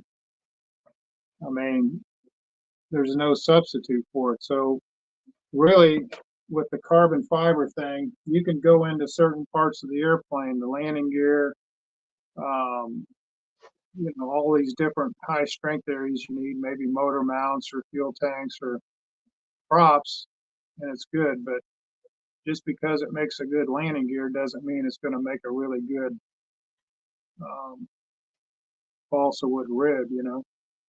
And that was one of the things that I was experimenting with when I was doing this styrofoam stuff. Basically, I thought of taking a wing, which was a foam wing. Get the dang camera lined up. And then what I do is I just basically, let's see how they do this one. This was just like a monocoque construction where there's no spar in it. So I cut a foam wing. This is an RC plane. Cored it out, but to get the ribs, I just ran a soldering iron right down through here and cut the notches in the foam, put my ribs in. So it's balsa wood and foam right here. No foam here, of course, it's all balsa wood, and then it's foam here at the leading edge. I thought, why couldn't you take a foam wing and do nothing but carbon everywhere? All the ribs, the spar, you could wrap a leading edge and then get rid of 100% of the foam. The only thing the foam was going to do is provide you a place to put the carbon fiber toe in a little notch. And I never got any farther than thinking about it. But so then I came up with the concept of a foam wing that's half built up and then half foam. So, Well, my special that I built, it has a foam leading edge, and I like that because it doesn't have the starved horse look. Right. The back half of the wing is all balsa. So Right. it's basically just a D that's foam with balsa wood covering it with the spar, and then the ribs are notched into the spar. Now, it turned out nice. I would do that again. Right. But it does add. Yeah, that's sort of the concept here, Sparky. I mean, this sheeting here, this is vacuum bagged down. So the trailing edge goes on the sheeting, the spar if you want it, and then the sheeting here goes on the foam core and it's vacuum bagged down. Once this is vacuum bagged down and this is vacuum bagged down, and then your center sheeting, then you go through there. Well, these ribs are put in before it's vacuumed down. You cut the slots for the ribs, but basically vacuum bag here over the top of these ribs that have been inset in the foam. Then you go core it out here, and then you remove all the foam here. So the only thing really you're using the foam for is just a fixture to hold all your parts together, and then you try to remove as much of it as you can. But the beauty of it is, when you do this out of foam, when you run the soldering iron across the foam to inset your rib, you can put it anywhere you want. And as you notice, that one I made, you caught it where I didn't have enough spacing between the ribs here. Now, in order to fix that, I was going to put like little quarter ribs here and make a Y out of it. But yeah, you can put your ribs anywhere, but there's still an optimum place for your ribs. So another science fair project, So yeah, this was the old standard laser cut kit. I made it from scratch. This is a lot lighter than the foam wing I just showed you. It's the same wing. But you got the Star Force look, but I mean, basically it looks neat once you cover it. I mean, like your I-beams, you get all the ribs, but it's hard to beat. Good contest balsa. Well, pound for pound, balsa wood's strong as steel. Did you know that? Well, I believe it pound for pound because you take steel and you get it as thin enough as balsa wood. It's a wood product, whether it's balsa or any kind of wood. It's a phenomenal material. You remember when they making the Kevlar vest, and then they were trying to reproduce spider web material. Right. And they thought if they could mass produce what a spider makes his web out of, we'd have rope that would be you could lift up semi trucks with a 1/4-inch rope, probably. I don't know. They're still working on that, by the way. Yeah, it's just out there in nature. I mean, they've got all kinds of stuff. Here's a little food for thought, right? So here's some carbon fiber and glass. So I don't know, it's not that light, but you could cut it down to where instead of 2 or 3, you got 1. But look what happens. See that? Snap. No, it's not snapping. So in other words, you could take a stump wing and then you can vacuum bag this just over the leading edge. Oh, I see. You see what I mean? Right. So, and you wouldn't have to come back to the high point necessarily. You could, but you could take something like this and just vacuum bag over the foam. And Take gasoline and burn the foam out of it. yeah, one of the things I wanted to do is, and you talked about it, building an airplane out of material you could go into the big box store and buy. Right. You could do it with an RC airplane easy, but and it wouldn't have to be carbon fiber. You know, you could take, fiberglass and with the insulation foam they sell, it comes in 1.5 inches or whatever. It's not thick enough for a bigger stun airfoil, but you glue 2 blocks together. 2 inch you can get it in. Yeah, so then you'd have the seam and on your center line. But basically, you'd almost remove, even if you removed all the foam, but maybe just a 1/16 of an inch. You know what I mean? Right. Solve it. But there's a lot of neat stuff. That's samples. Have people. I used to have them send me samples of. I think it's like dragon plate. Carbon fiber stuff like you have. It's all pre-preg material. And then of course they water jet it. These were samples that were sent. Any shape and size you want. Be good for handles. Handles, horns, bell cranks, all kinds of stuff. And then they do some water jet, I think, super precision. I mean, this is fiberglass or like a G10 board or something, whatever they call it.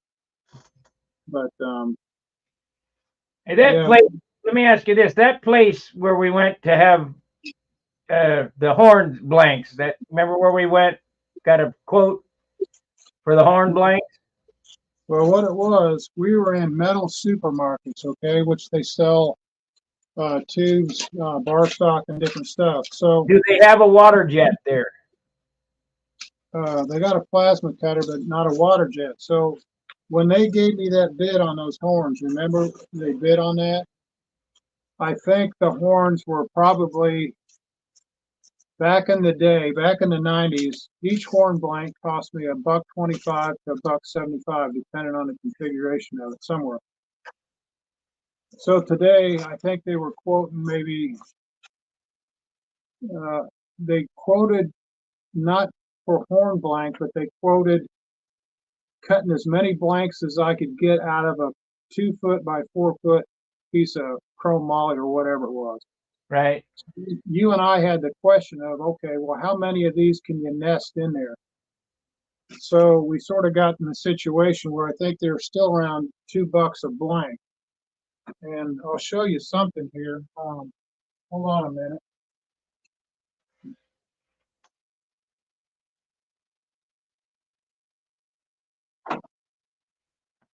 So I did a construction job, and what I needed little tabs. They look like a control horn. They're not. This was cut out for a grid to hang on the ceiling. These little tabs were to suspend an oak beam or oak slat for a slat on a ceiling in an office. So I had these water jet cut. This is stainless now. They might have water jet it because it was stainless. I'm not sure. But if you look, see, they got probably, that's a little over a 60. This is maybe 3/32 in between each part. So that's how close they can actually nest the parts. Now, if you had control horns, funny shapes, you just nest them and put them, all lined up where they're facing the same way and interlocking or whatever. But yeah, this is that's stainless. How much was that to get cut? Just those pieces there? Well, it was, I'm trying to remember how many I got. It was 2 of these sheets. So I took them one sheet, which they cut all of them. Okay. And then they cut this one. I think one sheet plus this, and I can't remember the numbers, but it was a bag of these things. And I think they came out to around $2 to $2.50 a piece. That's what they're going to cost then, because it doesn't. Yeah, It doesn't matter how big it is. It's still the same amount of work to cut a little part or a big part. You just right, more or less. right. The machine's just running. So basically, they'll charge you a setup fee. And with this stuff here, the water jet doesn't know if it's going around a curve or straight. It's just, they probably calculate it by how many lineal inches they're cutting. You see what I But what mean? I'm asking is, what is the number? What was the total for that? As What did far as you, dollar amount, yeah, what did you have to spend to get that done? I'd hate to guess, but it was 300 or 400 bucks. I'd have to look at the invoice. I can't remember. I hate to quote it. It's You know, cheap. yeah, it wasn't astronomical. We're not talking $1,000. We're talking, I don't know, 3, 4, 5. It was something, comparable to what I was paying with the control horn. So, Even if it was $500, you can say we get out of that sheet, you get what, 200 horns for $500. That's $250 a piece. right. So you're in the ballpark. And I was trying to get Brent Williams to cut horns. And I said, Brent, here's the thing. I mean, there's tricks to it, but the thing is, um, you're gonna, if you try to save a nickel or save 50 cents and you have to ship it off to somebody in California with the system, and then they're going to ship them back. You just spent your money, Well, your savings. here's the thing I like. Everything I made, or the control horns, the styrofoam I was buying, I like to walk into the shop. Right. And when I walk into the shop, I can talk to somebody. Now, the people that cut this for me, I took them some samples of some control horns. I said, look at these, and then I want, know what your opinions are. So he already drew them on a CAD. I think they were ready to go in the machine. But hopefully I can get Brent to do them. But I think if you can walk in there and you can talk to them and explain what you want and what you're doing, take the music wire to them or a gauge and the whole thing, you're better off. So yeah, these horn tabs, I guess you're probably looking for $2 or $3. It's probably my guess. But yeah, there's a lot of services out there. I'd say try to find somebody local, give them a little extra money, and if you're going to try to sell the stuff, just put it on the tab and give them a good product. So same thing.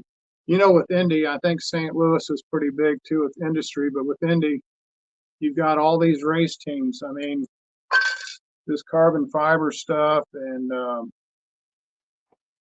all the stuff we have with aviation around here and car shops. There's no reason that you have to go looking too far for somebody to do this stuff. I'm sure I could get it done here in St. Louis. Oh yeah.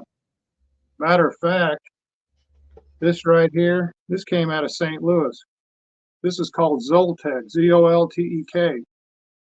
And you can see right there on it. Show you what, you can see it. See, it says Zoltek. I bet you could beat There it is. the factory. The factory that made this stuff is in St. Louis. How much was that? I think I bought 4 rolls 4 of these. I don't know. I think it's 4 or 5. Back in the early 90s, I think it was like $600 or $700, and that's, you couldn't touch. I don't even know if you can get one of those rolls for that now.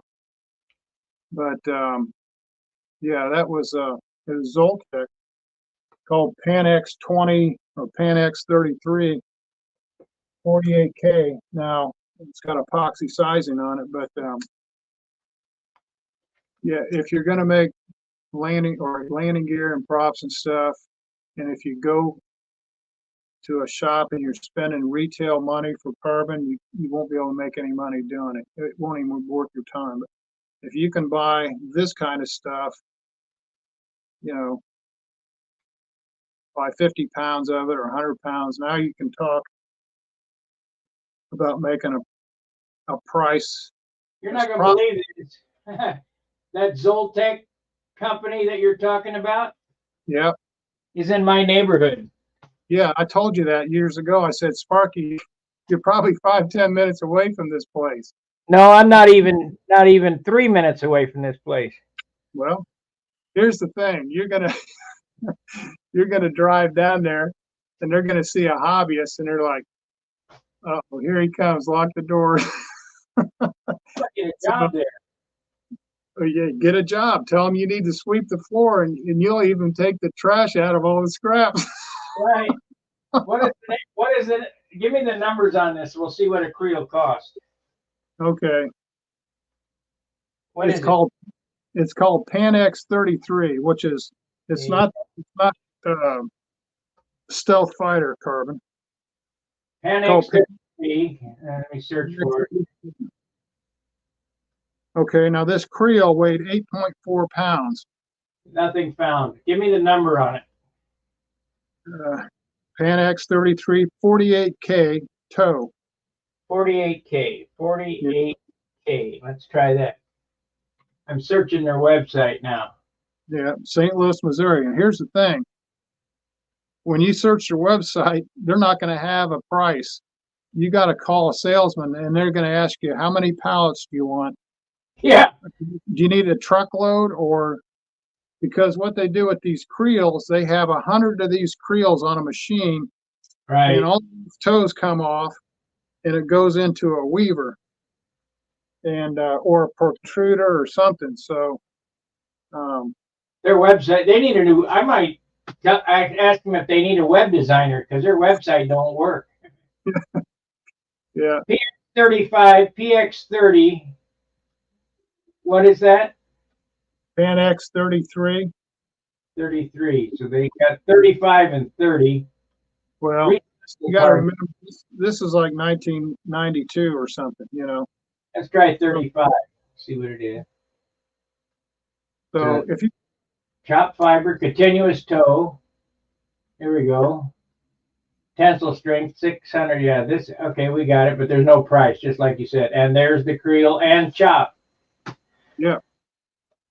So here's the thing. If you tell them you want 50 pounds of carbon, they're going to shoot you a price. If you tell them you need 1,000 pounds of this a month to fire up your assembly line, they're going to give you another price. So if you need a part-time job, you need to go down there at Zoltec and tell them you need to. That's what I'm going to do. Tell them you're retired. You just needed some extra money, and you need to come down there and load up the machines, or you can load trucks or sweep the floor. And then what happens when they get bad runs? Let's just say they run a creel or something, and something happens where it's a little frayed up on it. But then it goes for even cheaper price. Something that. Careers. Let's see.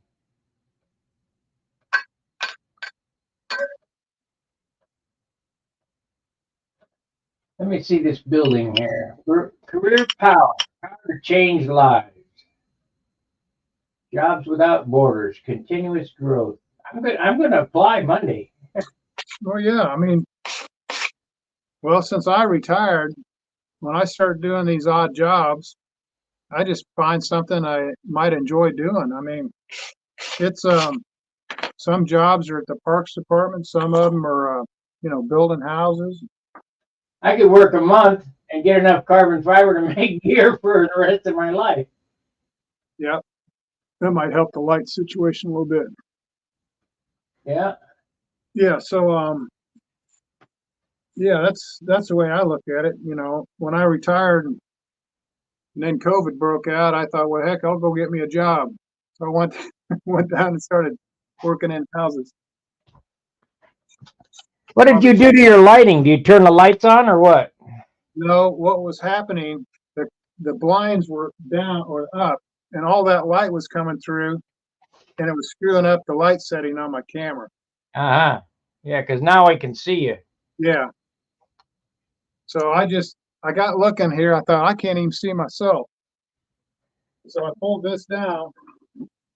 So basically, the camera thought the whole shop was light when it wasn't. Yeah. I got to rearrange this shop. I got to do so much stuff out here. I want to show something real quick. I'm going to show them how to find the glow plug hole. Okay. Okay. Here's how you get a perfect fit glow plug hole or whatever. You got to find the exact spot where this hole's coming out. Obviously, I can't put that on because the engine's, you know, there's no place for the head to go, the cylinder. So I put a block, I tacked a block on the back of this. It's tacked on with super glue. And I'm going to put a piece of paper on here. I'll tape that on. This is just a little trick to help you find the perfect hole, because I see a lot of guys struggle with this. It's so simple. It's genius, isn't it? Yep. So now you got this piece of paper here. You pull it tight and push it down on the glow plug. Yeah. We'll mark it with a pencil.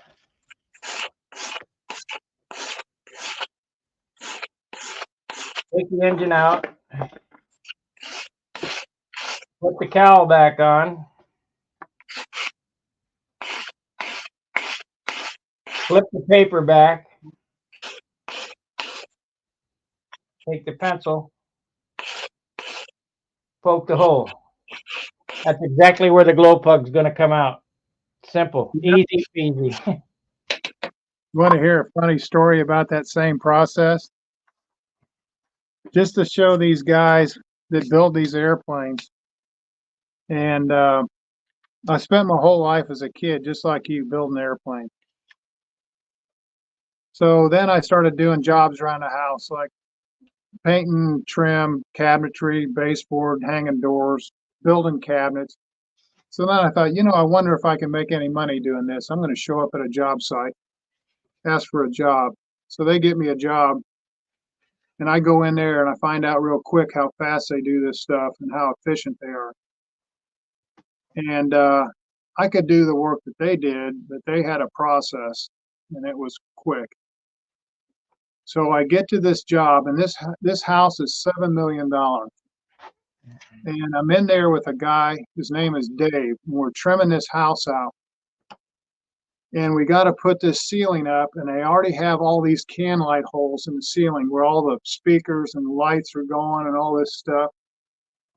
And Dave, we start to put the slats up. It's like just boards, tongue and groove boards on the ceiling.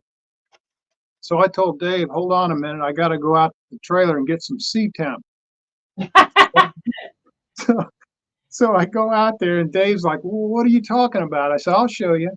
So I get some C-temp, and I take the can, I trace it on the C-temp, and we have some that are big and some that are small. So as we're running these boards, right before we get to the can light or speaker, I take the C-temp and I tape it to the ceiling, and I position it over that can light. So then the C-temp hangs down just like what you did, and we put the board on, roll the C-temp back up, mark it, pull it down, cut it, and it fits perfect. I mean, perfect. And Dave was going to run a tape measure and guess, fiddle around with all this stuff. After I got done, he says, "You got any more of that CFIB?"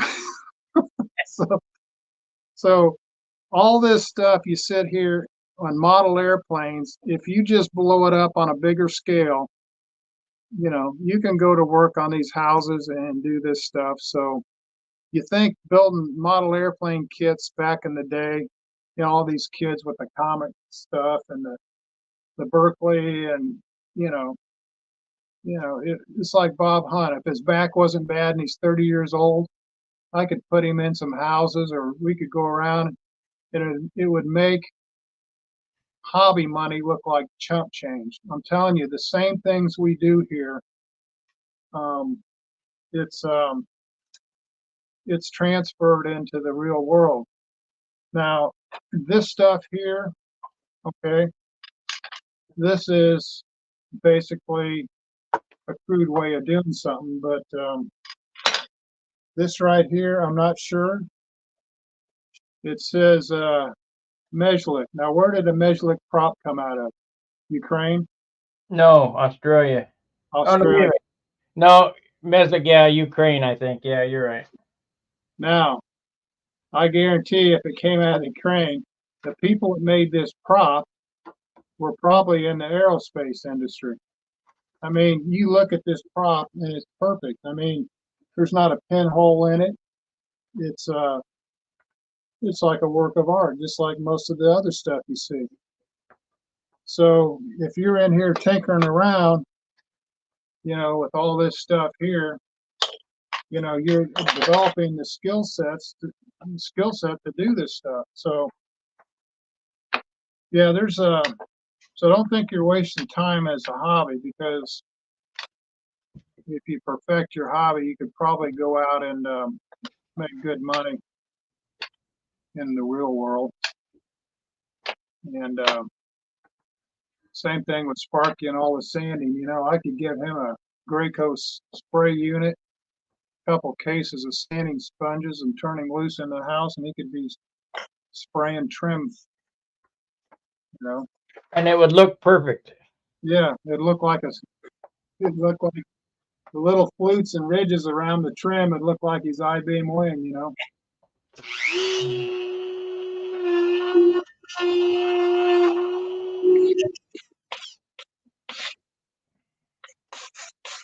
Well,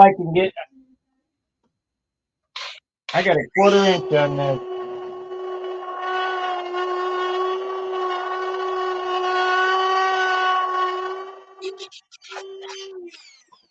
So now we switch over to a drum sander.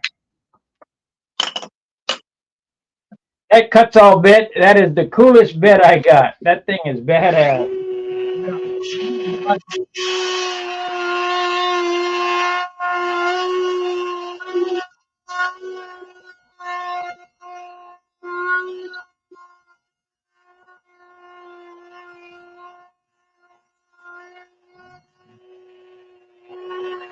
Oh, you got your rockets there. See those carbon fiber fins? Yeah. That came out of a sheet of scrap. I got enough to make about 3 more sets of these fins out of that sheet.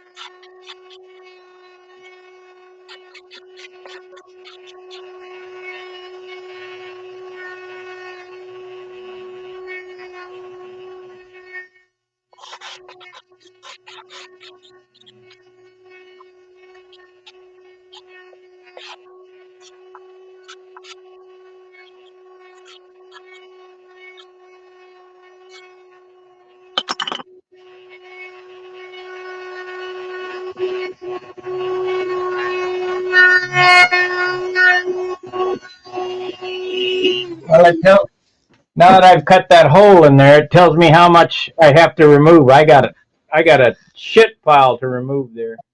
Yeah. Hey, you want to hear a funny story? Talk about these rockets and the grandkids. I put the grandkids in the truck. We go to a rocket launch up there and almost to Illinois, up north, almost to Lafayette. So we get up there and we got like Rolls-Holman science teams and kids that are young. These rockets are about the size of telephone poles. So we're shooting these rockets off and the kids are having a blast. So I tell the kids, I said, hey, on the way back, we're going to stop at the Covington Beef House. You remember that steak we had out on the patio, the big ribeye? Yeah. Those things are $47.50 in this Covington Beef House. So all of a sudden, my 12-year-old decides he's tired of chicken nuggets at McDonald's and he wants one of these steaks. So long story short, it was a $200 bill, including the tip for 4 of us. But Sparky, the steaks tasted just like the ones we made out here. Oh boy. Now here's the problem. There's another rocket launch they want to go back to in a week. Yeah. And you know what? You know what's going to happen when the rocket launch is done? Gotta stop. Yeah. They're not going to want to stop at McDonald's. Yeah. Like my wife used to say, don't start anything. You get something started like that, they're going to want steak all the time.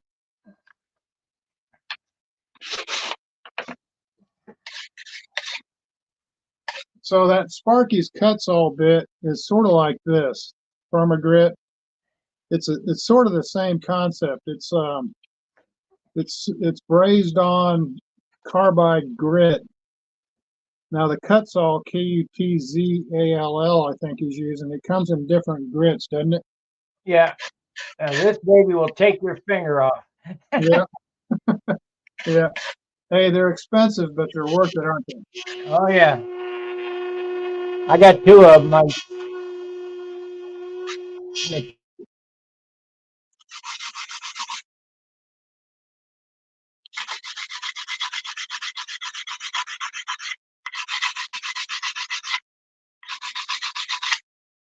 I'll tell you another science fair project I got coming up, Sparky.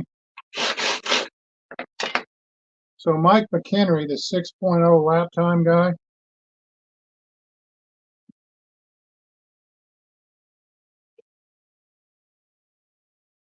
so he wants to make a 3-bladed prop. And a guy used to make these things. So basically what it is, it's one of these, which is a 2-blade. Now he's running a PA 65 or 7, I don't know what he's got, a big PA. It's either this prop or this prop. We're going to cut the blade off the hub, splice it into another hub, and make a 3-blade. Now, the 3-blade prop we make is not going to be the prop he flies on. It's going to be a mock-up, just like this gear's a mock-up to make the mold. So I haven't figured out exactly how I'm going to do this because he's got 6 pitch here, and he wanted 4.5 pitch. So basically I have to take out of 1.5 inches of pitch. So if I go through this blade and I start repitching it, then it's going to screw everything up as far as I'm concerned. You leave this blade the way it is, and then you, on this hub, you machine away this blade from the hub right here. So now you have 3 blades with a machined out area that will fit on another hub, and you line them up in, 120 degrees apart. Hey, you just want to borrow this and carve it up and make a mold out of it? It's already done for you. Yeah. Well, I could do that, but I This told. this is APC prop 3-blade. Yeah, that's exactly the prop I'm talking about. Yeah, what it really needs is it needs this hub right here. This all needs to be ground away. Yeah, that was the idea here. So You know, yeah, clean. You want to borrow this? You can. I don't use it. I mean, this well, is for a 75 here. okay. So if I take that and I modify it to where get it all cleaned up, and then obviously you probably won't be using that, but you might be able to use the one I make from it. Right. You see what I mean? Yeah. If you want to, you can use this. I don't care. Okay. It Yeah, it's got porosities in it. It needs to be bondoed and sanded. yeah. It's sort of I won't say who made it, but you know who made it. yeah. I didn't want to put anything out there because I don't know if he's still making them. So back in the day, this was a basswood prop, and I'd carve props, and then I'd glue them together for the hub.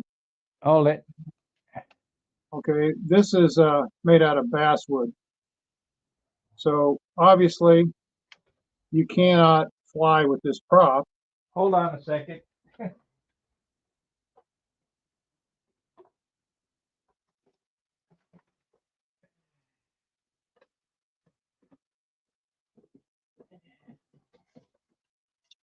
So what I do once I made this prop, then I'd actually pin it to a aluminum plate, clay it up, and that's what we make the molds out of.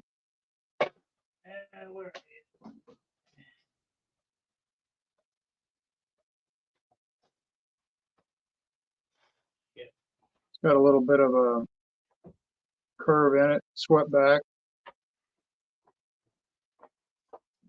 So you just determine the profile here, and you cut your block to match that. Then you cut it this way to match that. And then you lay it out where you get your degrees right. Here's Boom. another one you can work on, carve up. I got one bigger than this. I think this is a 12. Yeah, I got one bigger somewhere around here, but this is a 12-6. It needs to be carved up, this hub. And yeah, you don't really worry about hub size when you got carbon fiber. It's like that prop that we made out of the Zor.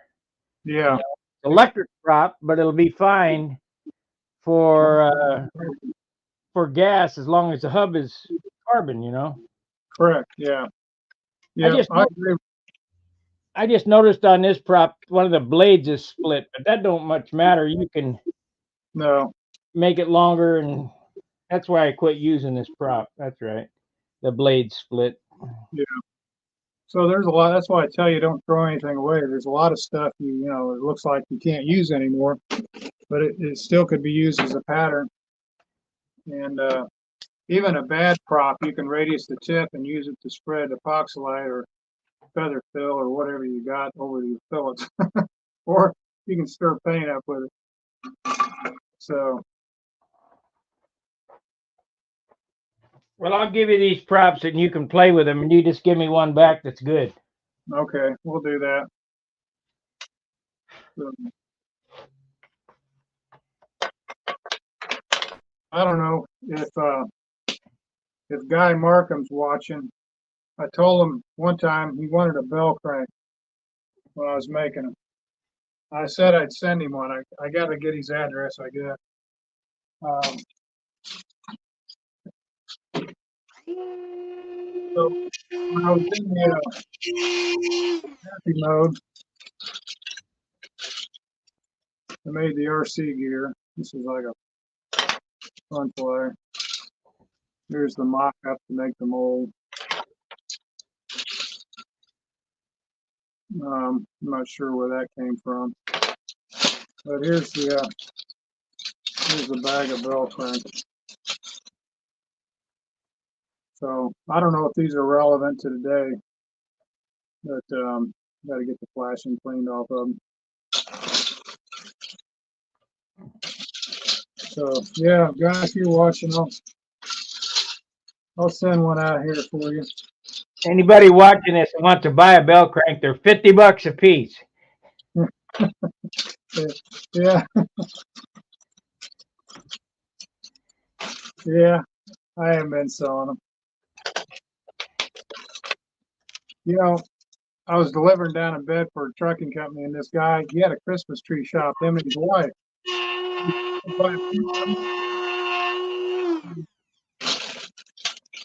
I asked him, I said, how can you have a Christmas tree shop by appointment only? He said, well, we just have people call us and they come in and buy. And then he had a bunch of furniture back there. I said, what are you doing with all this furniture? It's like a whole house full. He said, well, I'm moving out of the house. He said, I'm a house builder. I said, you are? I said, will you build, if I needed a house, would you build it for me? He said, no. I said, well, how's that work? You're a house builder. He said, well, I build houses and I live in them for a year and then I sell them. I said, so you wouldn't build me a house? He said, no. I said, why not? He said, then you'd become my boss. And he said, I don't want anybody telling me what to do anymore. So,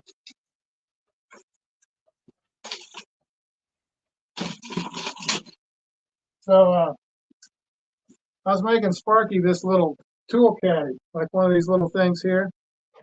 Right here. Yeah. Sparky says, I want a drawer in mine. I said, well, you're not getting a drawer in it. He said, why not? I said, because you're not paying for it. I'm giving it to you. I said, it's the way it is, I already had it made anyway. Then I had to go back and cut the drawer out. So, yeah, make another one with a drawer. But since I wasn't getting paid, that's what he got. Yeah. I'll put it on my table saw, cut a drawer in it. Either that or one of those multi-tools or something. But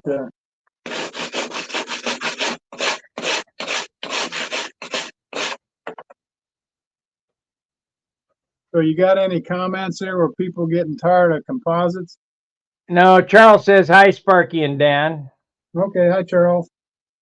And then Steve Berry, and you already answered his question, I think, asked, do you know, let's see, Dan, do you know about the room temperature pre-preg that's out there? Yeah, I've researched it, never used it. So what they've got is when you buy a roll of carbon fiber pre-preg, you don't have to freeze it. And so you think, okay, you don't freeze it, it's room temp. Well, how does it cure? Well, it stays at room temp for maybe a month, 6 months. It's got a shelf life on it. But what happens then, it's room temp, but then once you subject it to 152 or whatever the cure schedule is, then it becomes a part. And there's a company called Toray, Toray, and they've got a YouTube video. It's a pre-preg and it's called Snap Cure. It's the neatest stuff I've ever seen. So they take a pre-preg, and it might be room temp.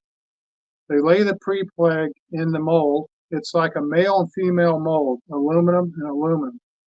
They put it in this hydraulic press, and it heats like 250 degrees. I think it's within 2 minutes, the mold opens and the part comes out.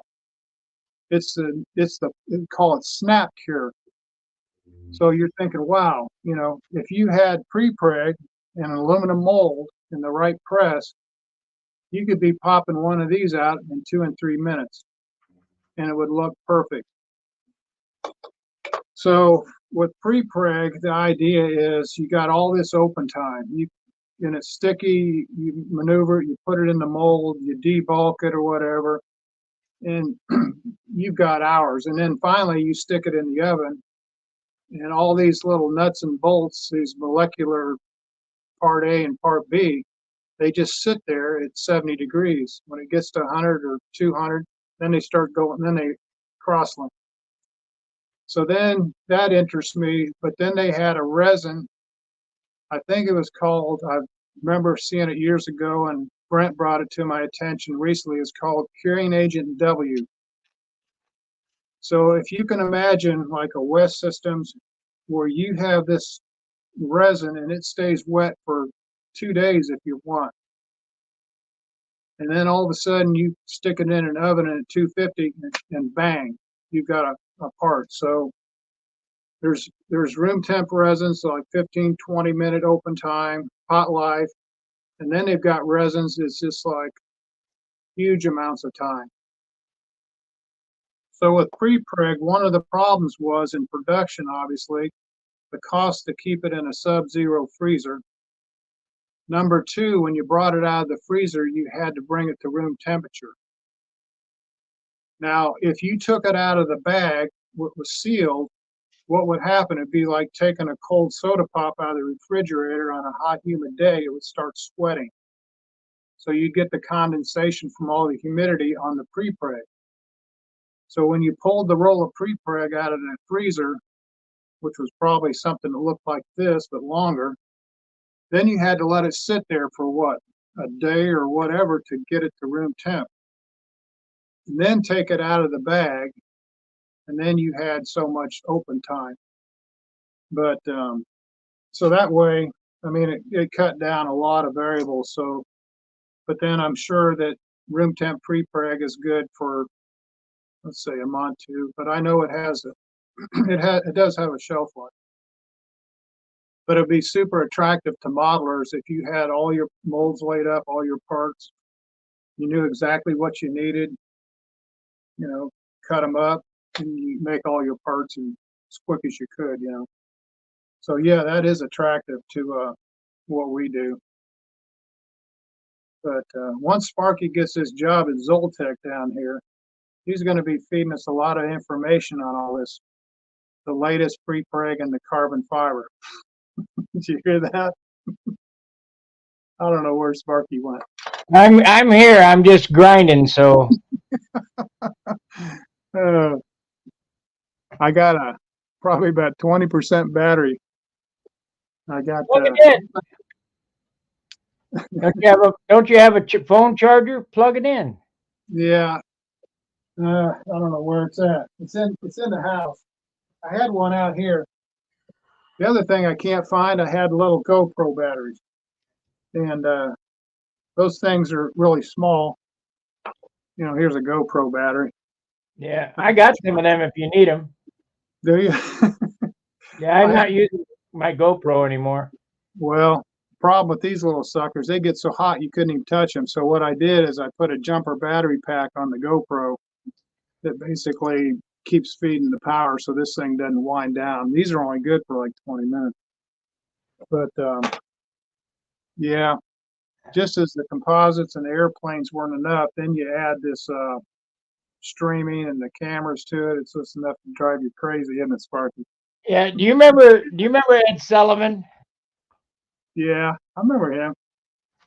They had a guy on there that had a bunch of sticks, and he'd get a plate spinning, and then Yeah. he'd get about 100 plates spinning. That's just what I do. Yeah. Keep everything going. Yeah. Well, yeah, it can get tough. I don't take it too serious, you know, all this model airplane stuff. But I started to laugh one morning. It was about a month ago. I pick up my phone and I look at the comments on these videos. And every once in a while, I start making videos and I'm not really interested in it. And I just do something for a couple minutes, you know. It's the video where I dip the hinge in the what do you call it? The petroleum jelly, right? It keeps the CA from wicking into the hinge barrel. And I didn't talk on the video. All I did is, you know, point and just went through the motions and showed it. This guy, I feel sorry for him because he took it pretty serious. He wrote it like a paragraph of everything that was wrong with that video and how it bothered him and everything. And I started to chuckle out loud once I got done reading that. I guess my reply is, since I'm such a generous guy, I'll split the profits with you. If he'd come over and run the camera and give me the script to where I can produce a perfect video, I'll give you half of my profits for this YouTube channel. So he gets 0 and I get 0. And that's as simple as that. When it's all said and done. Because I really don't want to be monetized. I just want to throw the stuff out there to where somebody can say, hey, you know, that looks pretty cool, let's try it. So try to grow the hobby. And it was the quickest way I knew how to do it as far as just transfer information. So that's it in a nutshell for me. Well, With the video people stuff. think because I'm a big YouTube star, I'm making all this money. You're No, out of your mind. This thing costs money. yeah, well, like I told you, I could give you a Graco sprayer and a couple cases of sanding sponges. I don't know what you're making here, but it'll probably look like chump change when you get done. Oh yeah, So,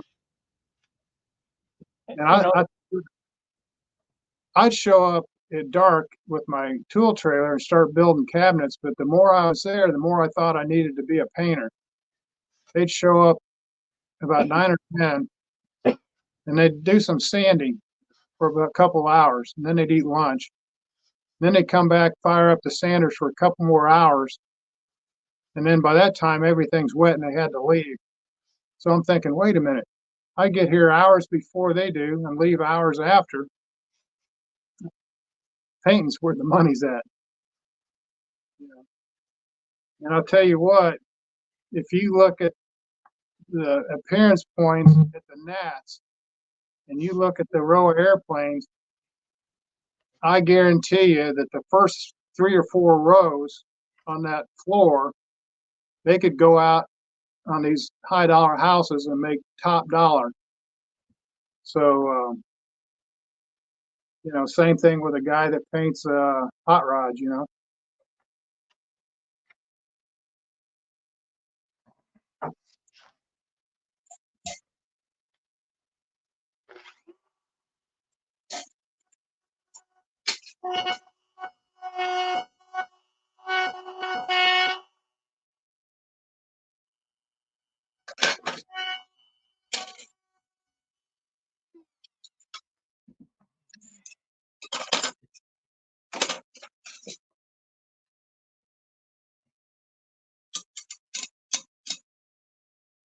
this is the fiddly part. On and on. I mean, if you want a perfect fit, Oh, I know. I can sit there on a cow and spend 2 or 3 hours. Here's something I was doing. Look at this thing. scimitar profile, It was a carbon fiber APC prop. right?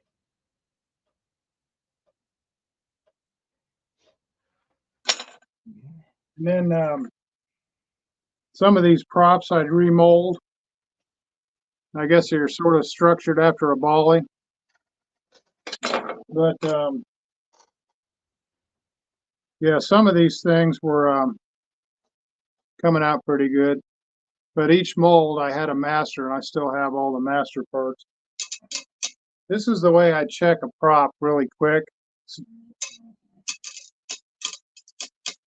If it's a low thud, probably don't have the right curing ratio. If you get a really nice ping, of course, depends on the geometry, but that's a real quick way. This one's fiberglass, okay? This is just a box stock volley fiberglass, if you listen to it. Versus, you know, one of these.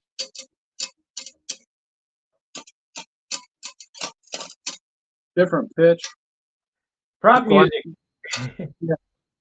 The glass isn't as rigid. It's a lot heavier.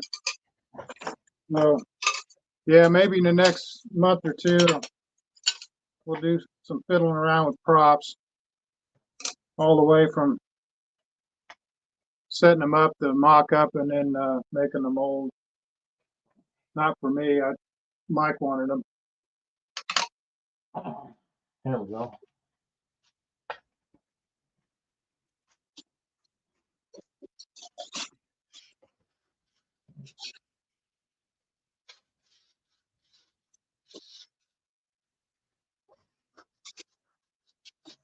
Got to make him a 6 second prop.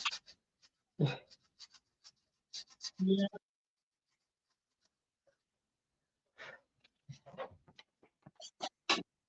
I still think the best cow maker is Ted Fancher. What about the cow? The best cow maker is Ted Fancher. Yeah. Yeah, the cow, the nose, and the turtle deck. When you walk up on a stunner, that's the first thing you look at. Just the nose up on the high point of the thing. He always had that perfect. Well, just about everything else too. But you know, the thing is with the West Coast guys out there, I didn't converse much with them except for the gnats. And I wish I was able to hang out with them more. They had some neat stuff. It was mostly the Midwest guys and some of the East Coast guys that I'd always talk to. But I think it was sort of split. You know, the people way out there were hanging together in the local meets, and then people out here. But I always felt like I was missing something. So yeah,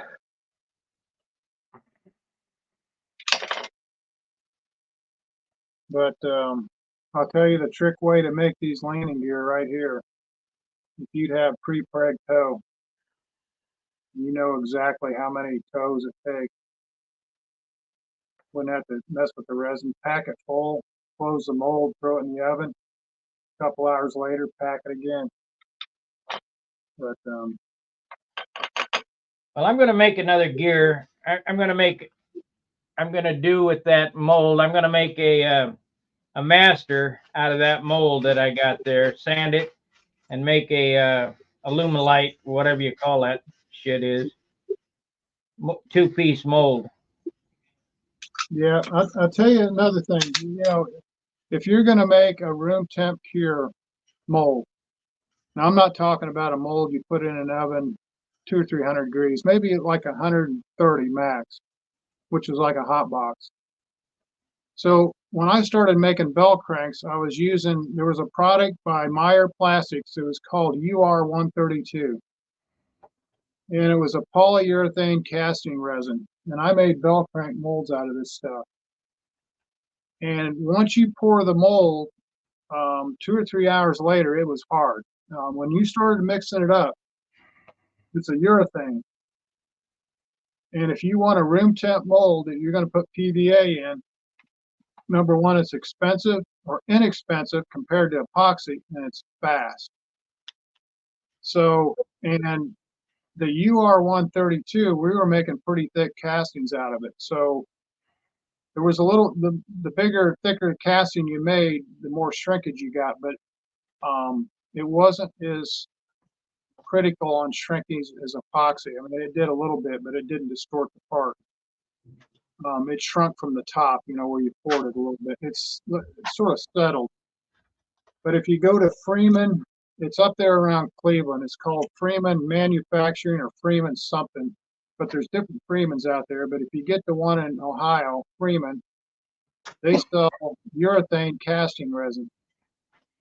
So that's something you might look into, Sparky. If you want quicker molds and you're just going to do it room temp, which is fine, you can always post cure out of the mold with the part. So that's something to look into. And I haven't priced it in a long time, but I knew at one time it was really an inexpensive, fast way of doing it. But I still have bell crank molds over there I can use today out of the urethane casting resin. So I got a friend, he works as he's in the quality control lab and supervision stuff for Lord Chemical. They do a lot of Tesla products where automotive epoxy encapsulation stuff. And usually when we go out for a hamburger or something, we sit over there and we talk about epoxy while the wives talk about something else. But yeah, he's sort of a go-to. But the company he worked for at the time, it wasn't Lord, they were bought out, but it was somebody else, but they were the ones that came up with the UR 132 casting stuff. So next time I go out with a hamburger and meet him, I'll start picking his brain again. But, so anyway, Sparky, on my battery here, it's showing a red bar, which means 15%. Yeah, I understand. And then my stomach's growling. Oh boy, got to take care of that. I'm so hungry I could eat the tail end of a skunk.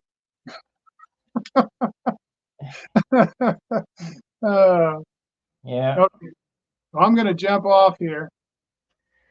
It's been fun hanging out with you. All right. Well, I'm going to carry on for a little longer. I'm going to go half an hour more, 3 hours, and then that'll be the end of this show. Okay.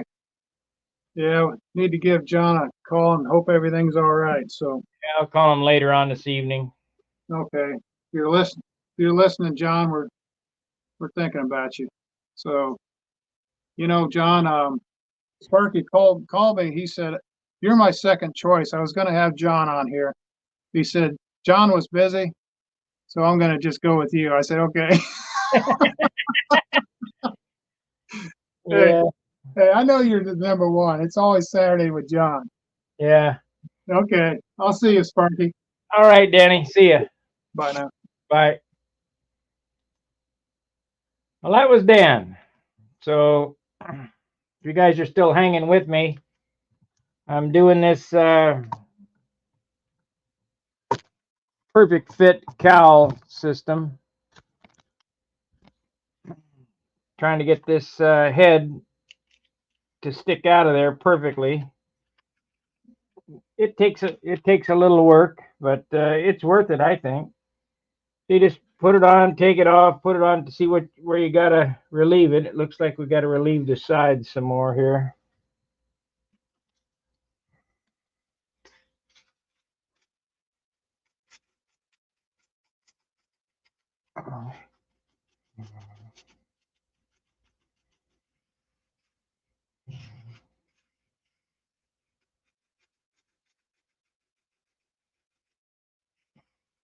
And then there's a secret to get it perfect once you get the head to poke through.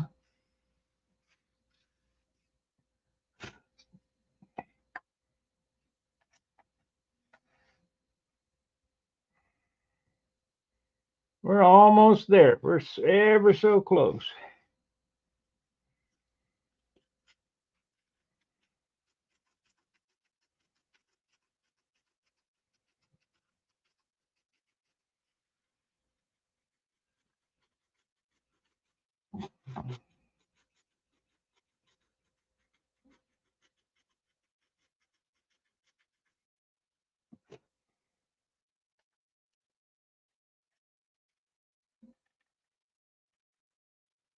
Yeah, almost. We're there. We'll be there in a second here.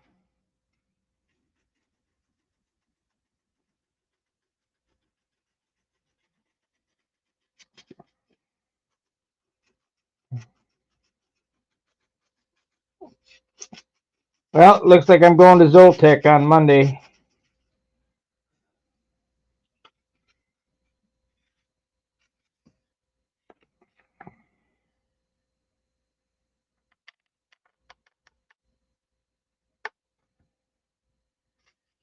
Look at that. Isn't that beautiful?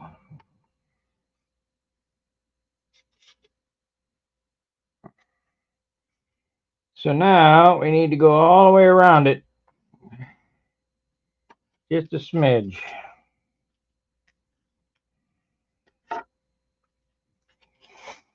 Need to get it opened up so I can get some paper in there and get it perfect.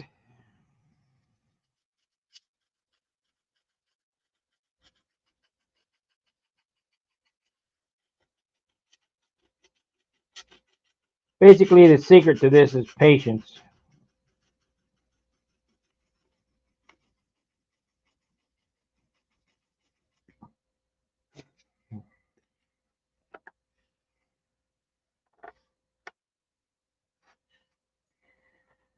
Well, that fits perfect, but you got to have a gap because if that head is touching the cowl anywhere, it'll burn the paint. So we'll draw a line here.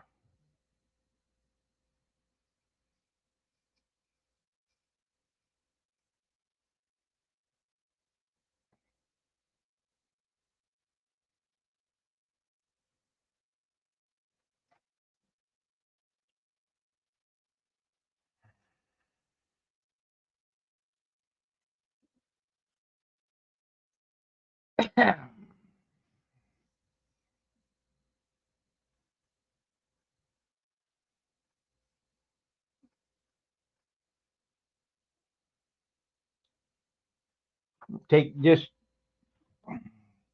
I'm holding it off about 64th to a 32nd of an inch off the edge.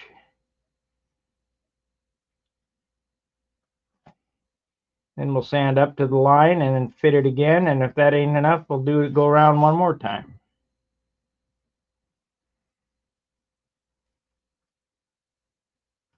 And the final sand out comes with it on, and I take sandpaper and twist it around the head so you get an absolute perfect.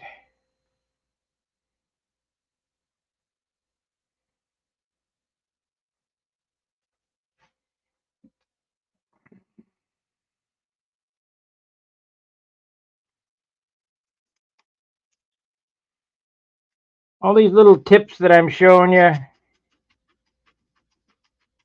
come from a lifetime of modeling. And if nobody shows you, it's kind of hard, you know, all mine were learned.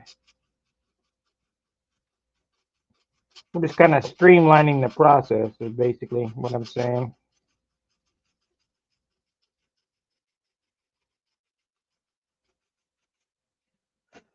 Take the sandpaper roll, 180 on it.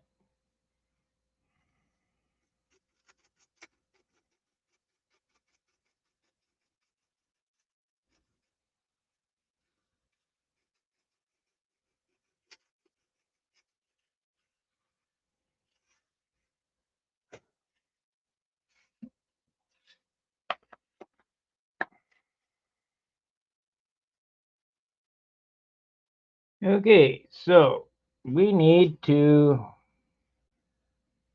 yeah, I see what it is here. We got to just knock this edge off.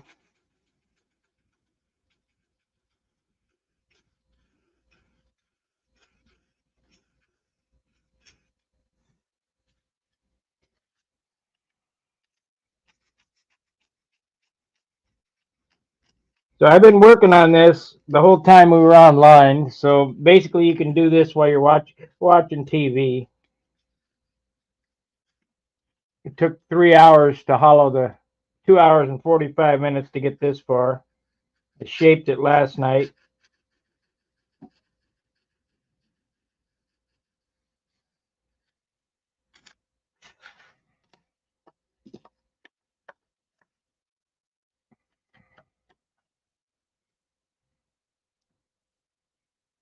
Yeah, so we need a little bit off of here.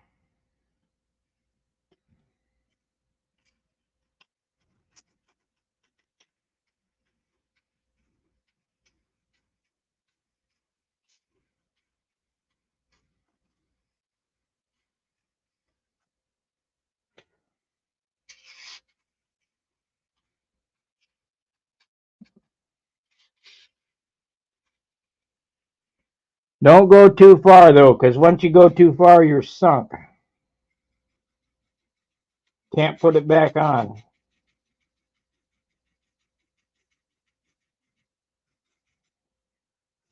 Not make it look right. I mean, you can save it, but it don't look right.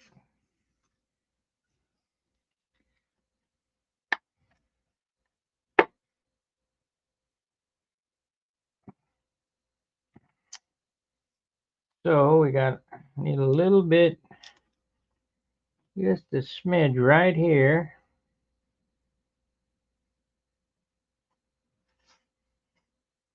Right here. because I don't have the line sanded off.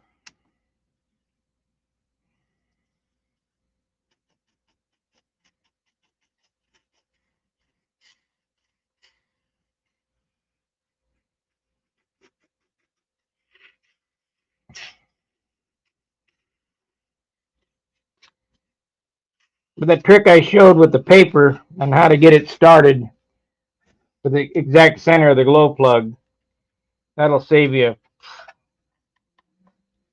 a lot of grief.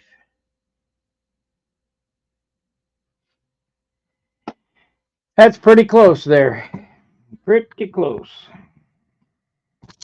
You're not going to get much better than that.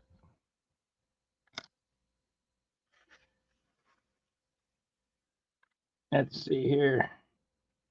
I could go a little bit more on the back side. Round it up that way.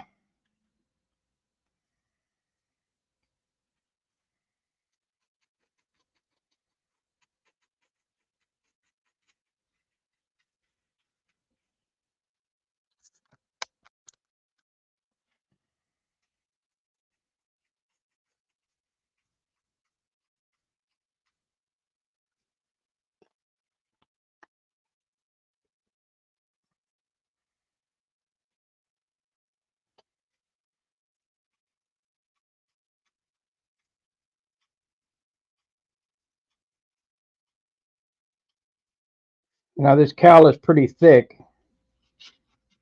and you still need to get 13 grams off of it. So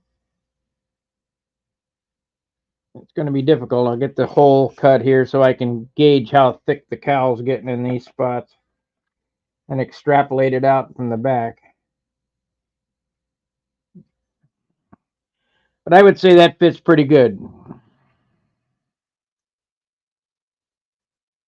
A little bit right there. A little bit right there.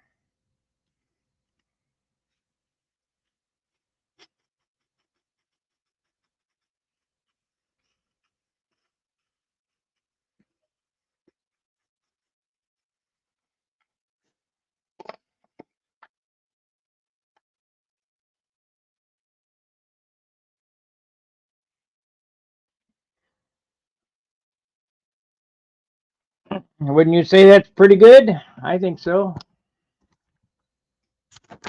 Now we need to check. Yeah, we got a good exhaust port here. We got about. We could make it tighter. I could add some wood and make it tighter, I suppose. Of course, you don't. That exhaust port gets pretty hot. I got about 3/16 exhaust stack clearance.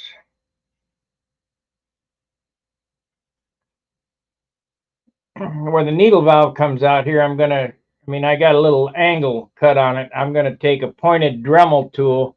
You don't want to drill it because it'll screw up, and drill it in there. I also need to straighten this out. We need to straighten this dangle out.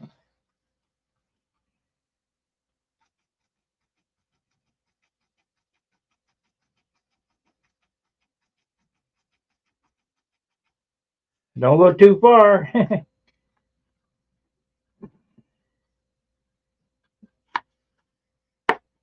Almost. Kind of all about touch, I guess.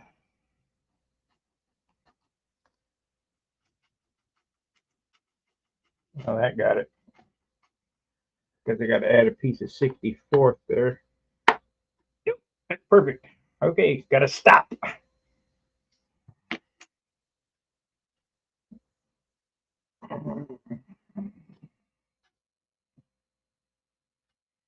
And I always, when I lay these cowls out, I see guys drill a hole here to put the needle valve in.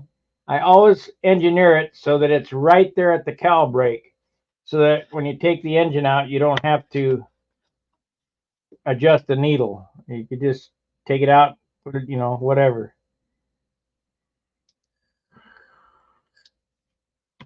Now we're going to get we're gonna lay out the 3 holes that go. I really like that. I used to do just 1 hole, but if you do 1 hole, 1 big hole, yeah, it might flow quite a bit more air.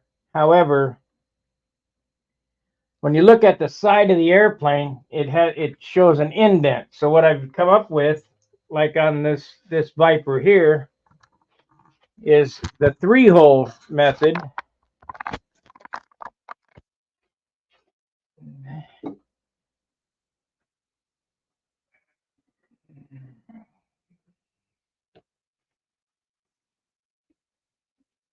The 3-hole method, where this here holds its shape. You know, when looking at the side, and you also look inside here, I've added some 3/16 wood so that it looks deep in there. I could put a floor in there and it would be fine, so you couldn't see the tank, but it doesn't much matter. That looks pretty clean, I think, and you're flowing plenty of air out of there. Now you'll see how I got the head of this has got more area than that. That will end up like this when I start sanding around the head to make it perfect, you know, a perfect gap all the way around. And you want about 1/8 of an inch between the cowl and the head. But we're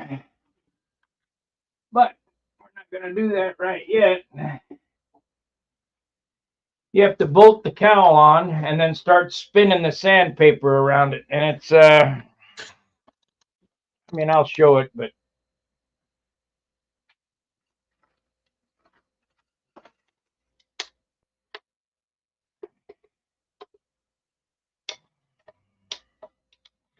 come on.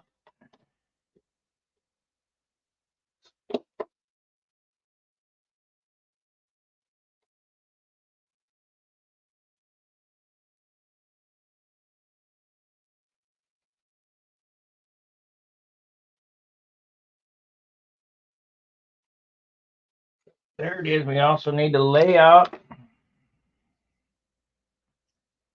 these lines and this line here.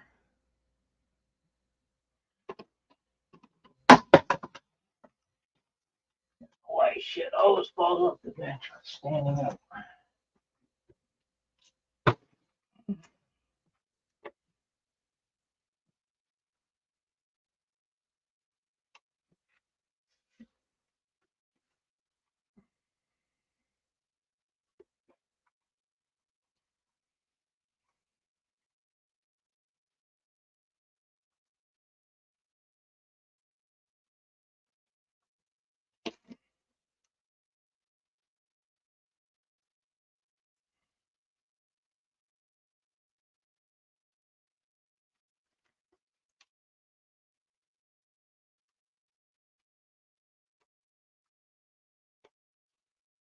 Center line.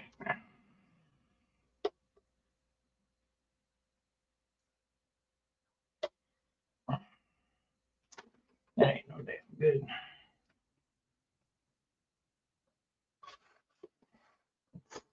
That ain't no good.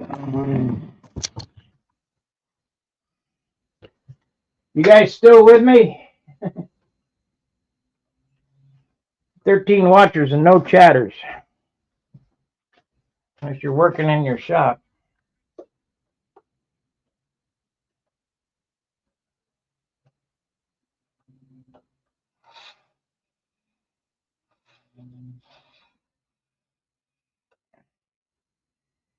Center line.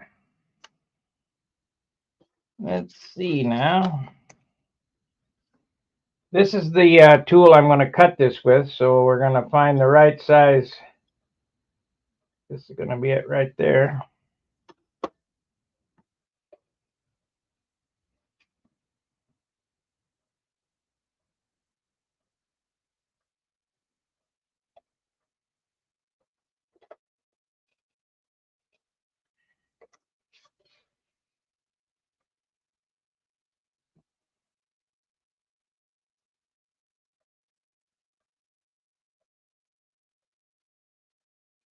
I want it that far back. I don't remember.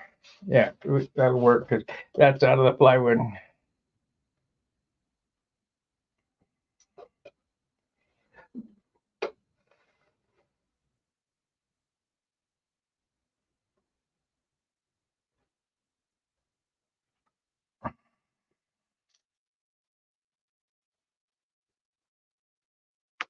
Okay, so now we got them holes marked out.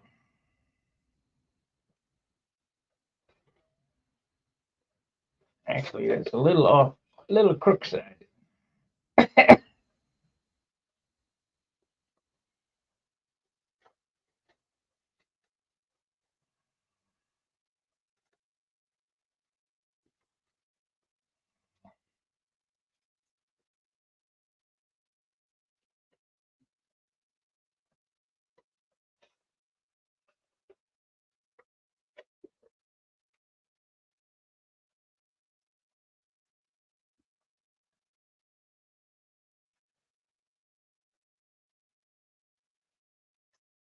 You may ask, why am I going to cut these holes before it's completely hollowed so that it can see through there and use it as a gauge so I don't go too damn thin.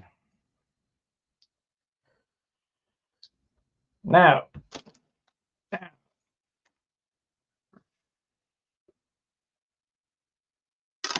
we want what? We want a 3/32 between the two, which is that mark right there. So let's do that.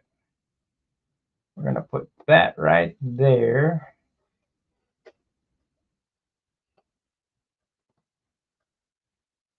That's too much. Well, no, I guess not.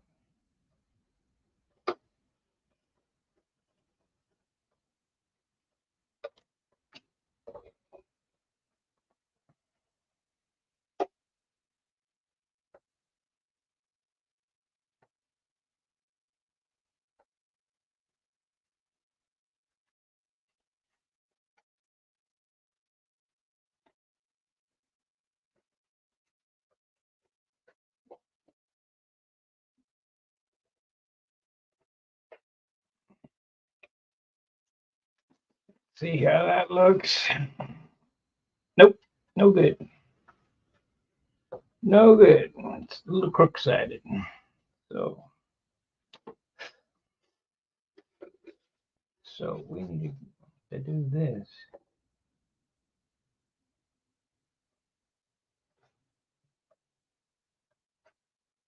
Let's see here.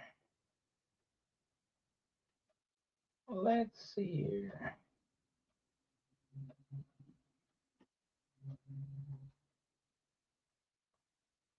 God, I can't believe I can see that.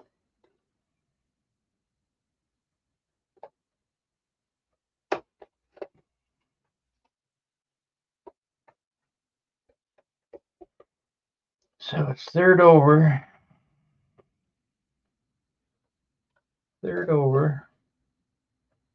It goes right there.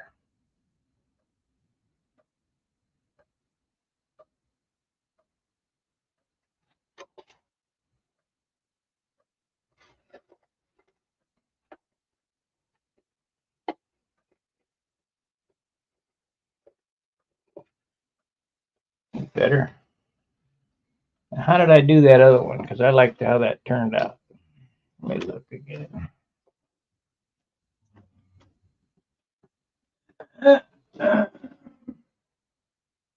Those were.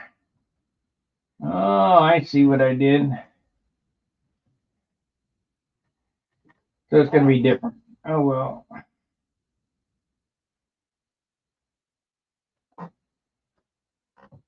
Yeah, that's fine. I could take that out, I guess. Do they start all? No. I move forward.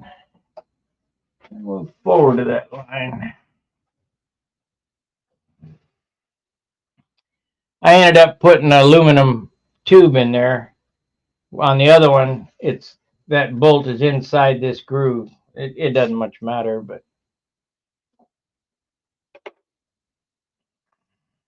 third over.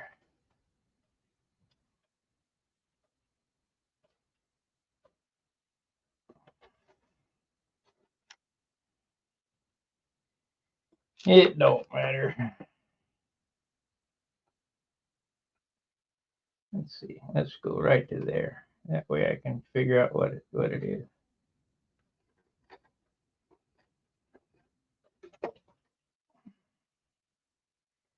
Third over.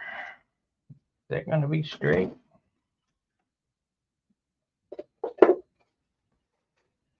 Nope. 3/16.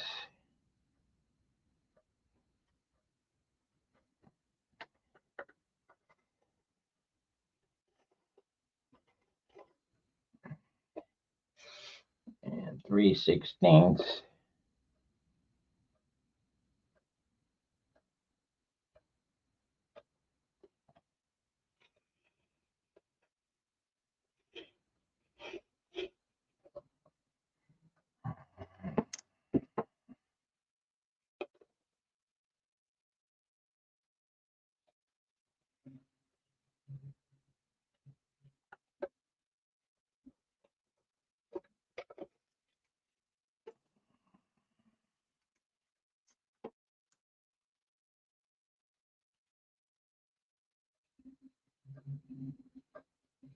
So 3 5/8. 3 and 5. Yep, that's perfect. Okay, so now we need a hole there. Third one over. That's this one.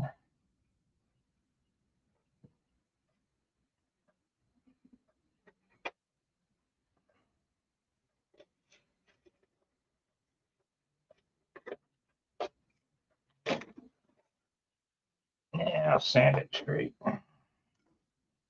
That'd be fine.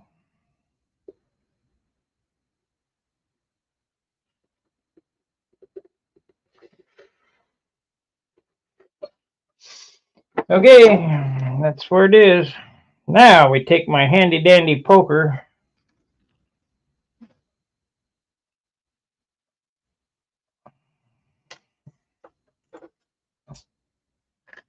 Sharpen her up.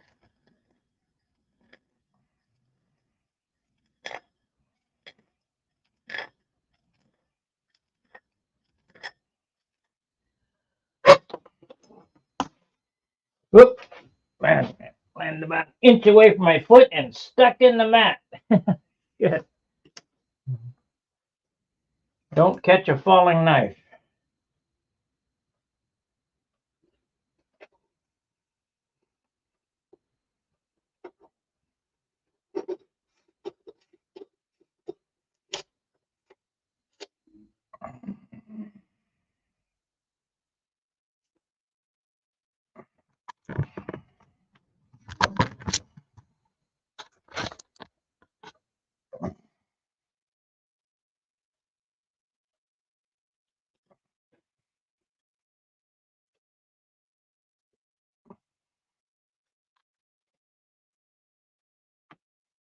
You know, I actually could make this longer. Well, that should be enough.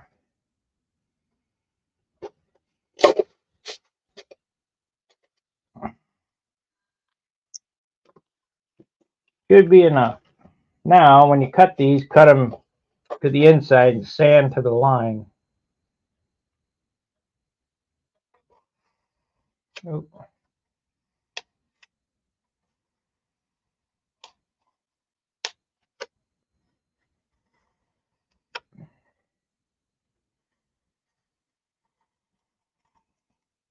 Come on.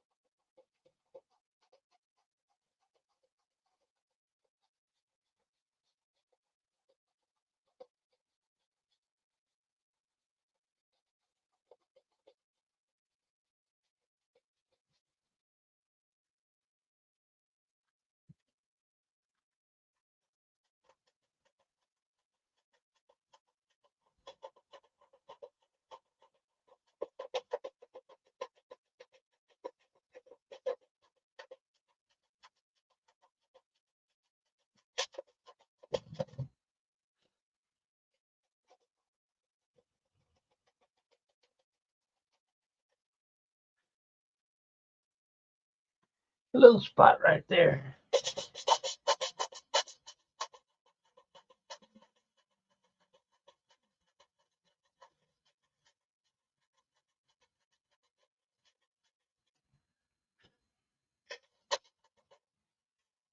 That's pretty good. No details there in it in a minute.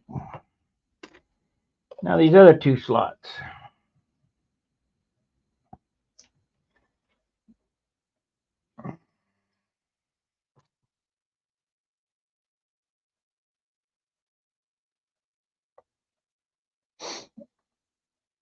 I'll hold that off 3/16, and that don't look right. Why doesn't that not look right?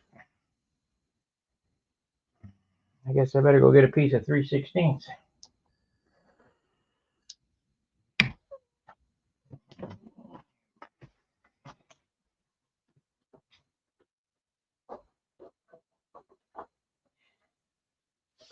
And quarter. Quarter.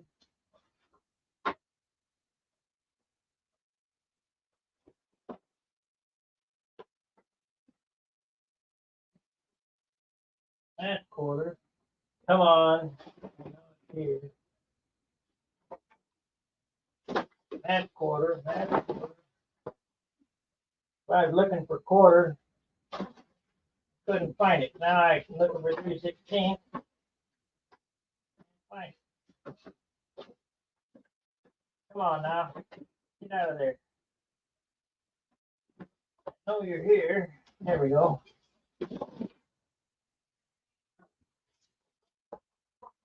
Okay.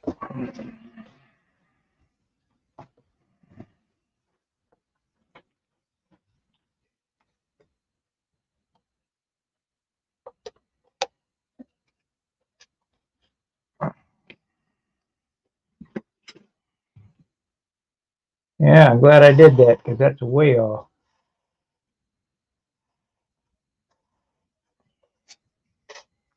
That's a way off.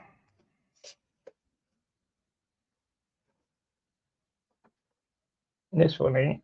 The other one was.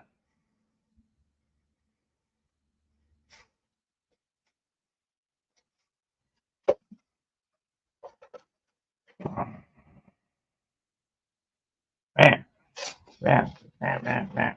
Good thing I checked it because it ain't right. It wasn't right. Now, let me get this.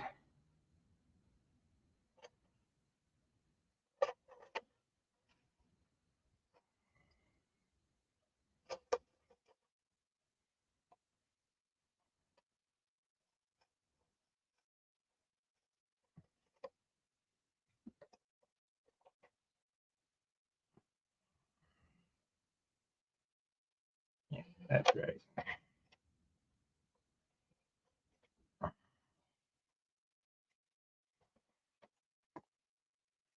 Okay, try again.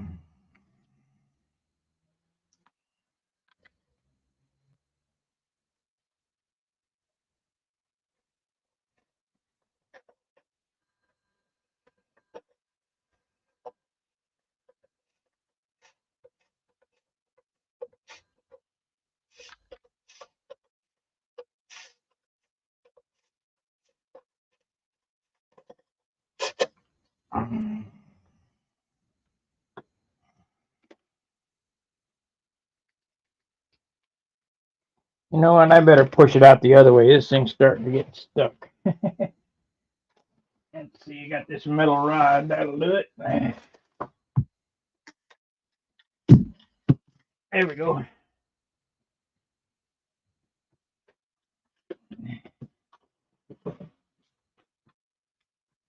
There it is.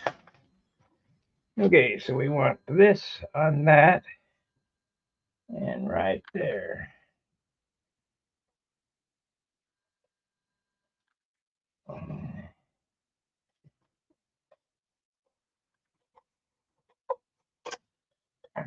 Thinner, softer one.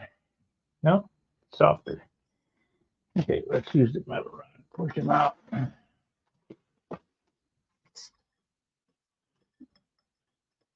There we go.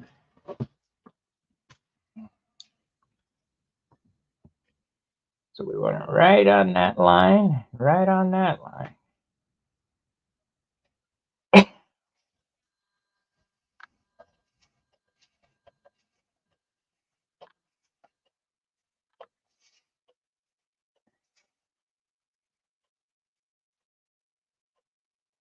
This tip here I'm showing you is invaluable too. You can't drill a nice hole through balsa wood, but you can get a clean hole with tubing.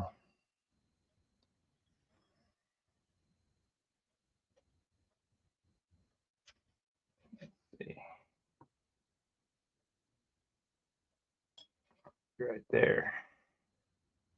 Right on the edge. And right there.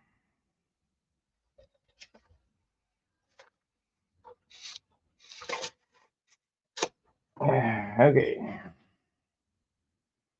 Now you could do holes, but I like the slots, the grooves. There's nothing wrong with them. I can sand them straight, so.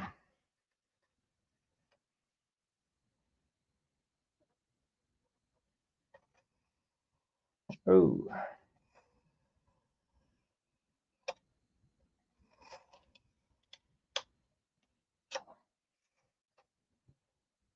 Ooh.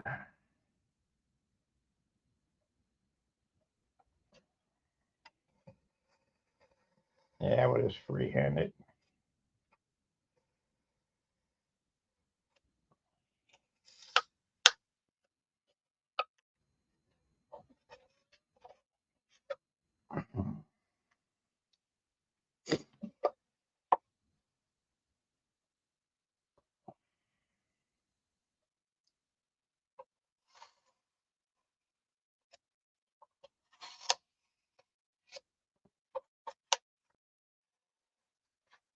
And we'll just cut it. Better not. Better not. The minute I do that, it'll screw up and you guys will go, ha ha.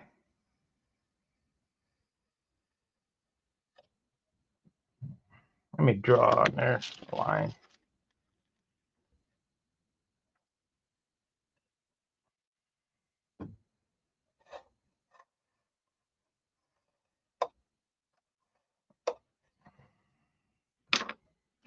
So we'll just freehand it. I got a line now.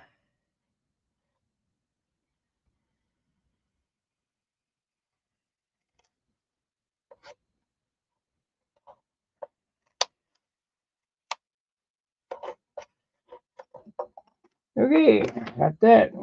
Sand them up. Well, we went 3 hours and 13 minutes. Are you guys interested in how this is done, or am I wasting time, or what?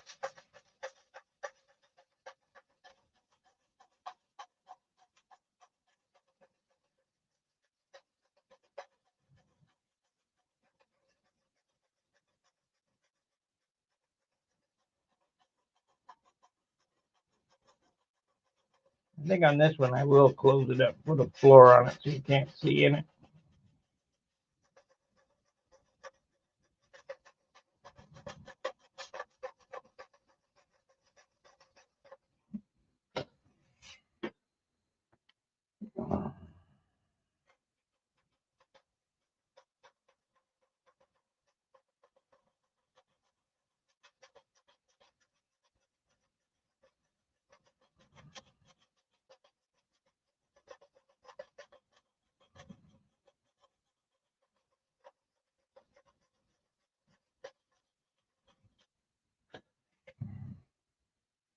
Okay.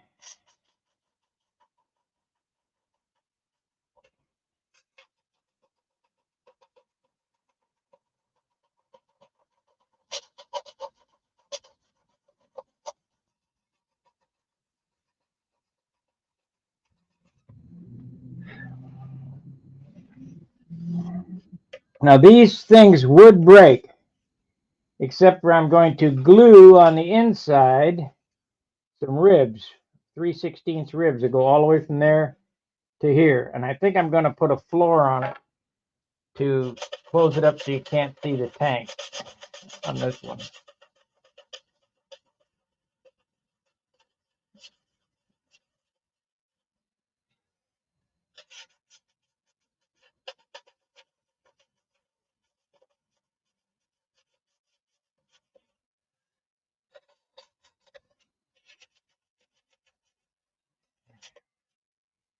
And let's see here.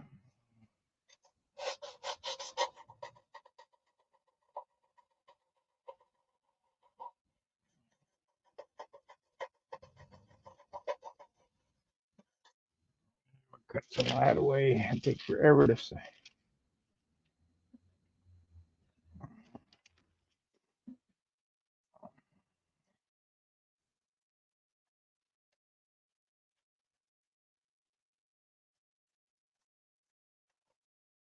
I wouldn't recommend you do that. I got enough practice to do it.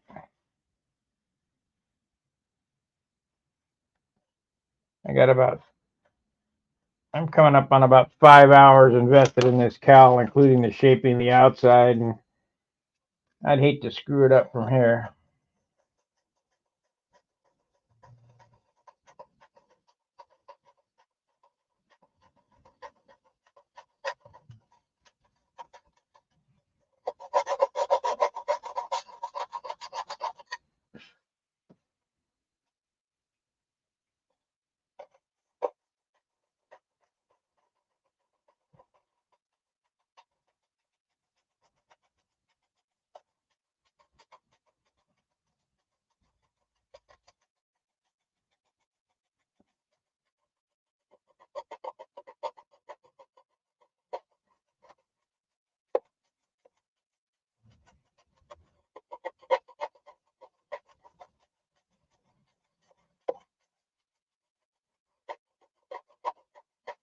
I might cut that out. I might extend this all the way back to there onto the plywood. It's because it looks so cool on the other one. Gets rid of a part too. It'll be lighter.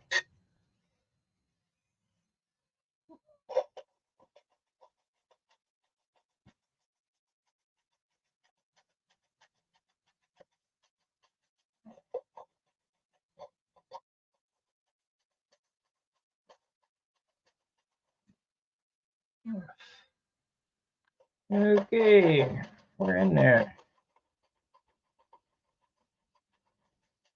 Well, that's how I lay out a cowl. I think we're going to take a break for lunch, seeing that it's 3 o'clock and I'm starving.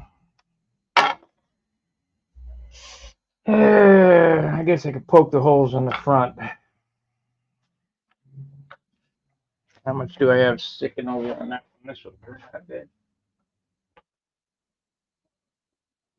Quite a bit. So we got a pretty big lump there. So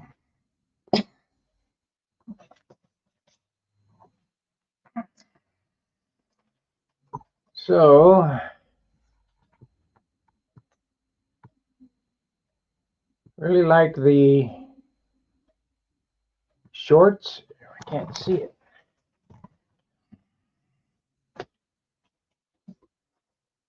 Oh, you really like the slots area.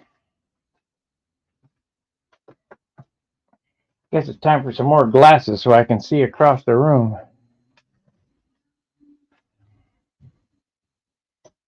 And that'll all be sanded when it's finished, like the other one here.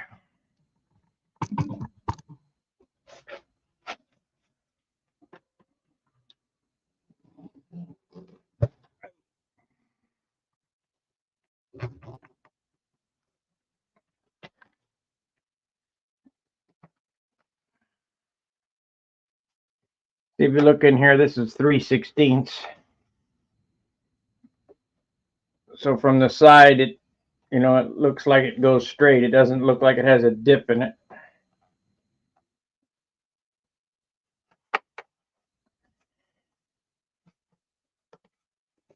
Kind of shit all over it. Let me put this back before I break it.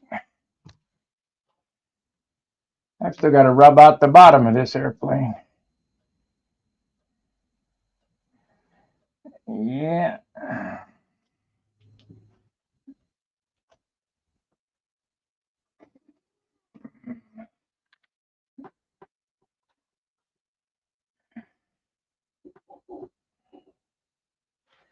I've got so many plates spinning. There's not enough hours in a day for me to finish all these projects, especially streaming. I try to do my best to show you guys how I do it.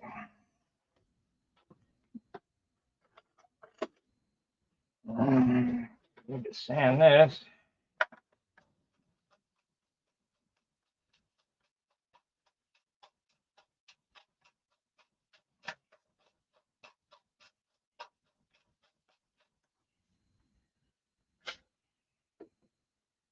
Wish I had a 1/4 inch one of these, but I don't.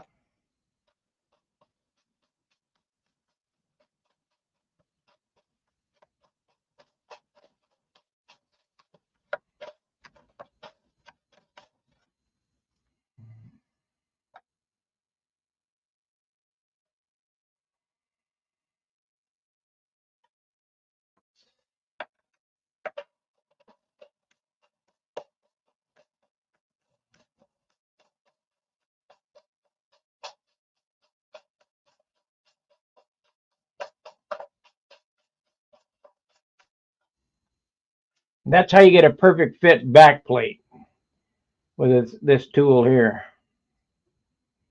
Available at Jim Lee's.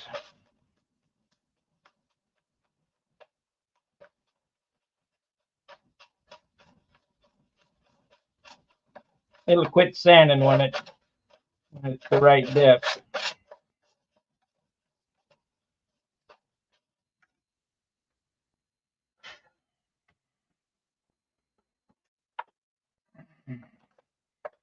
That'll leave about a 64th between the back plate of the spinner and the nose ring.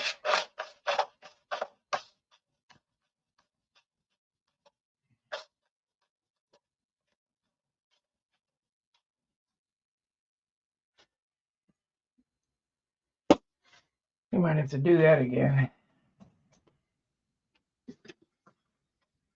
So let's push this in. I guess I don't want to fuck with that big steel bar. Yeah, we got enough there. And third one over.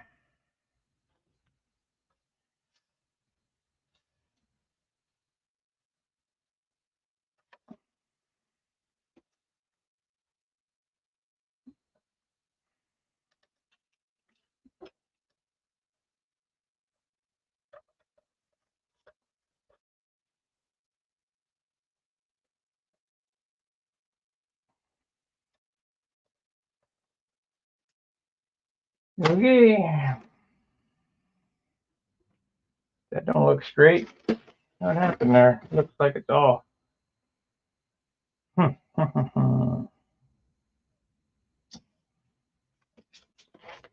do I do that one?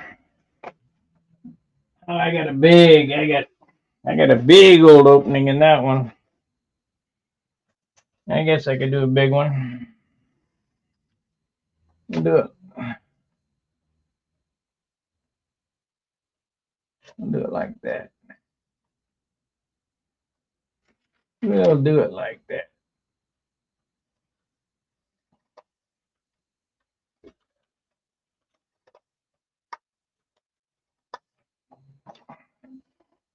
Funny cooling.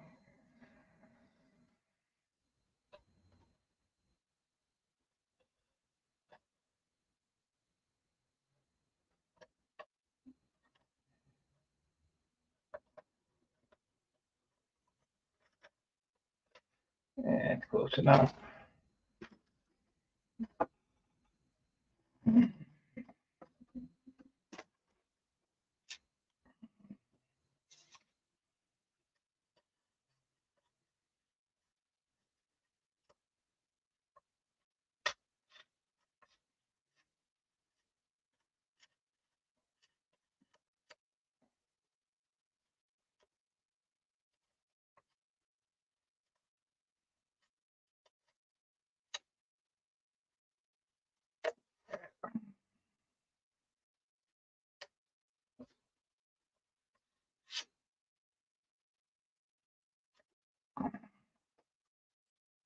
Ta-da!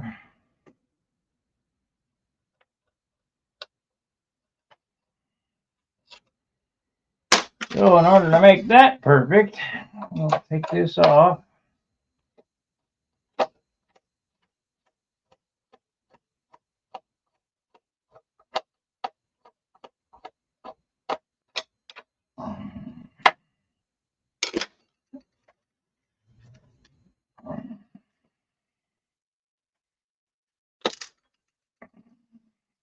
Stick the Dremel through.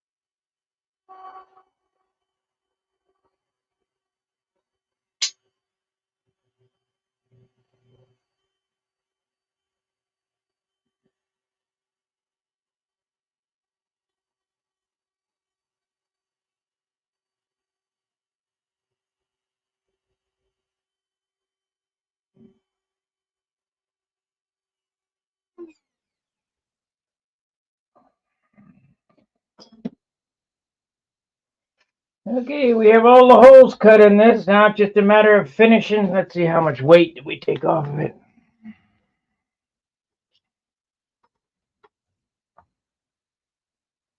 Yeah, we only got 10, 13 more grams to go. Can I get it out of it? This is all going to have to go away here, and I'll get thinned out. It will take me several hours to get that all out of there.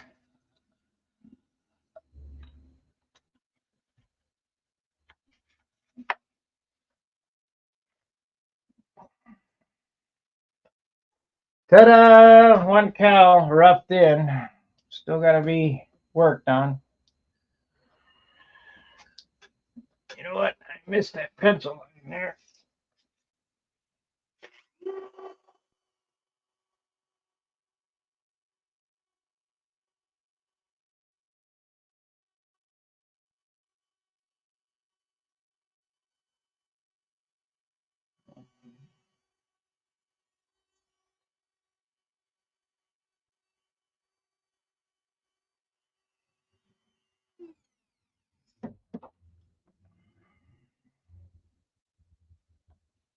I'd say it takes about 5 hours to hollow a cowl.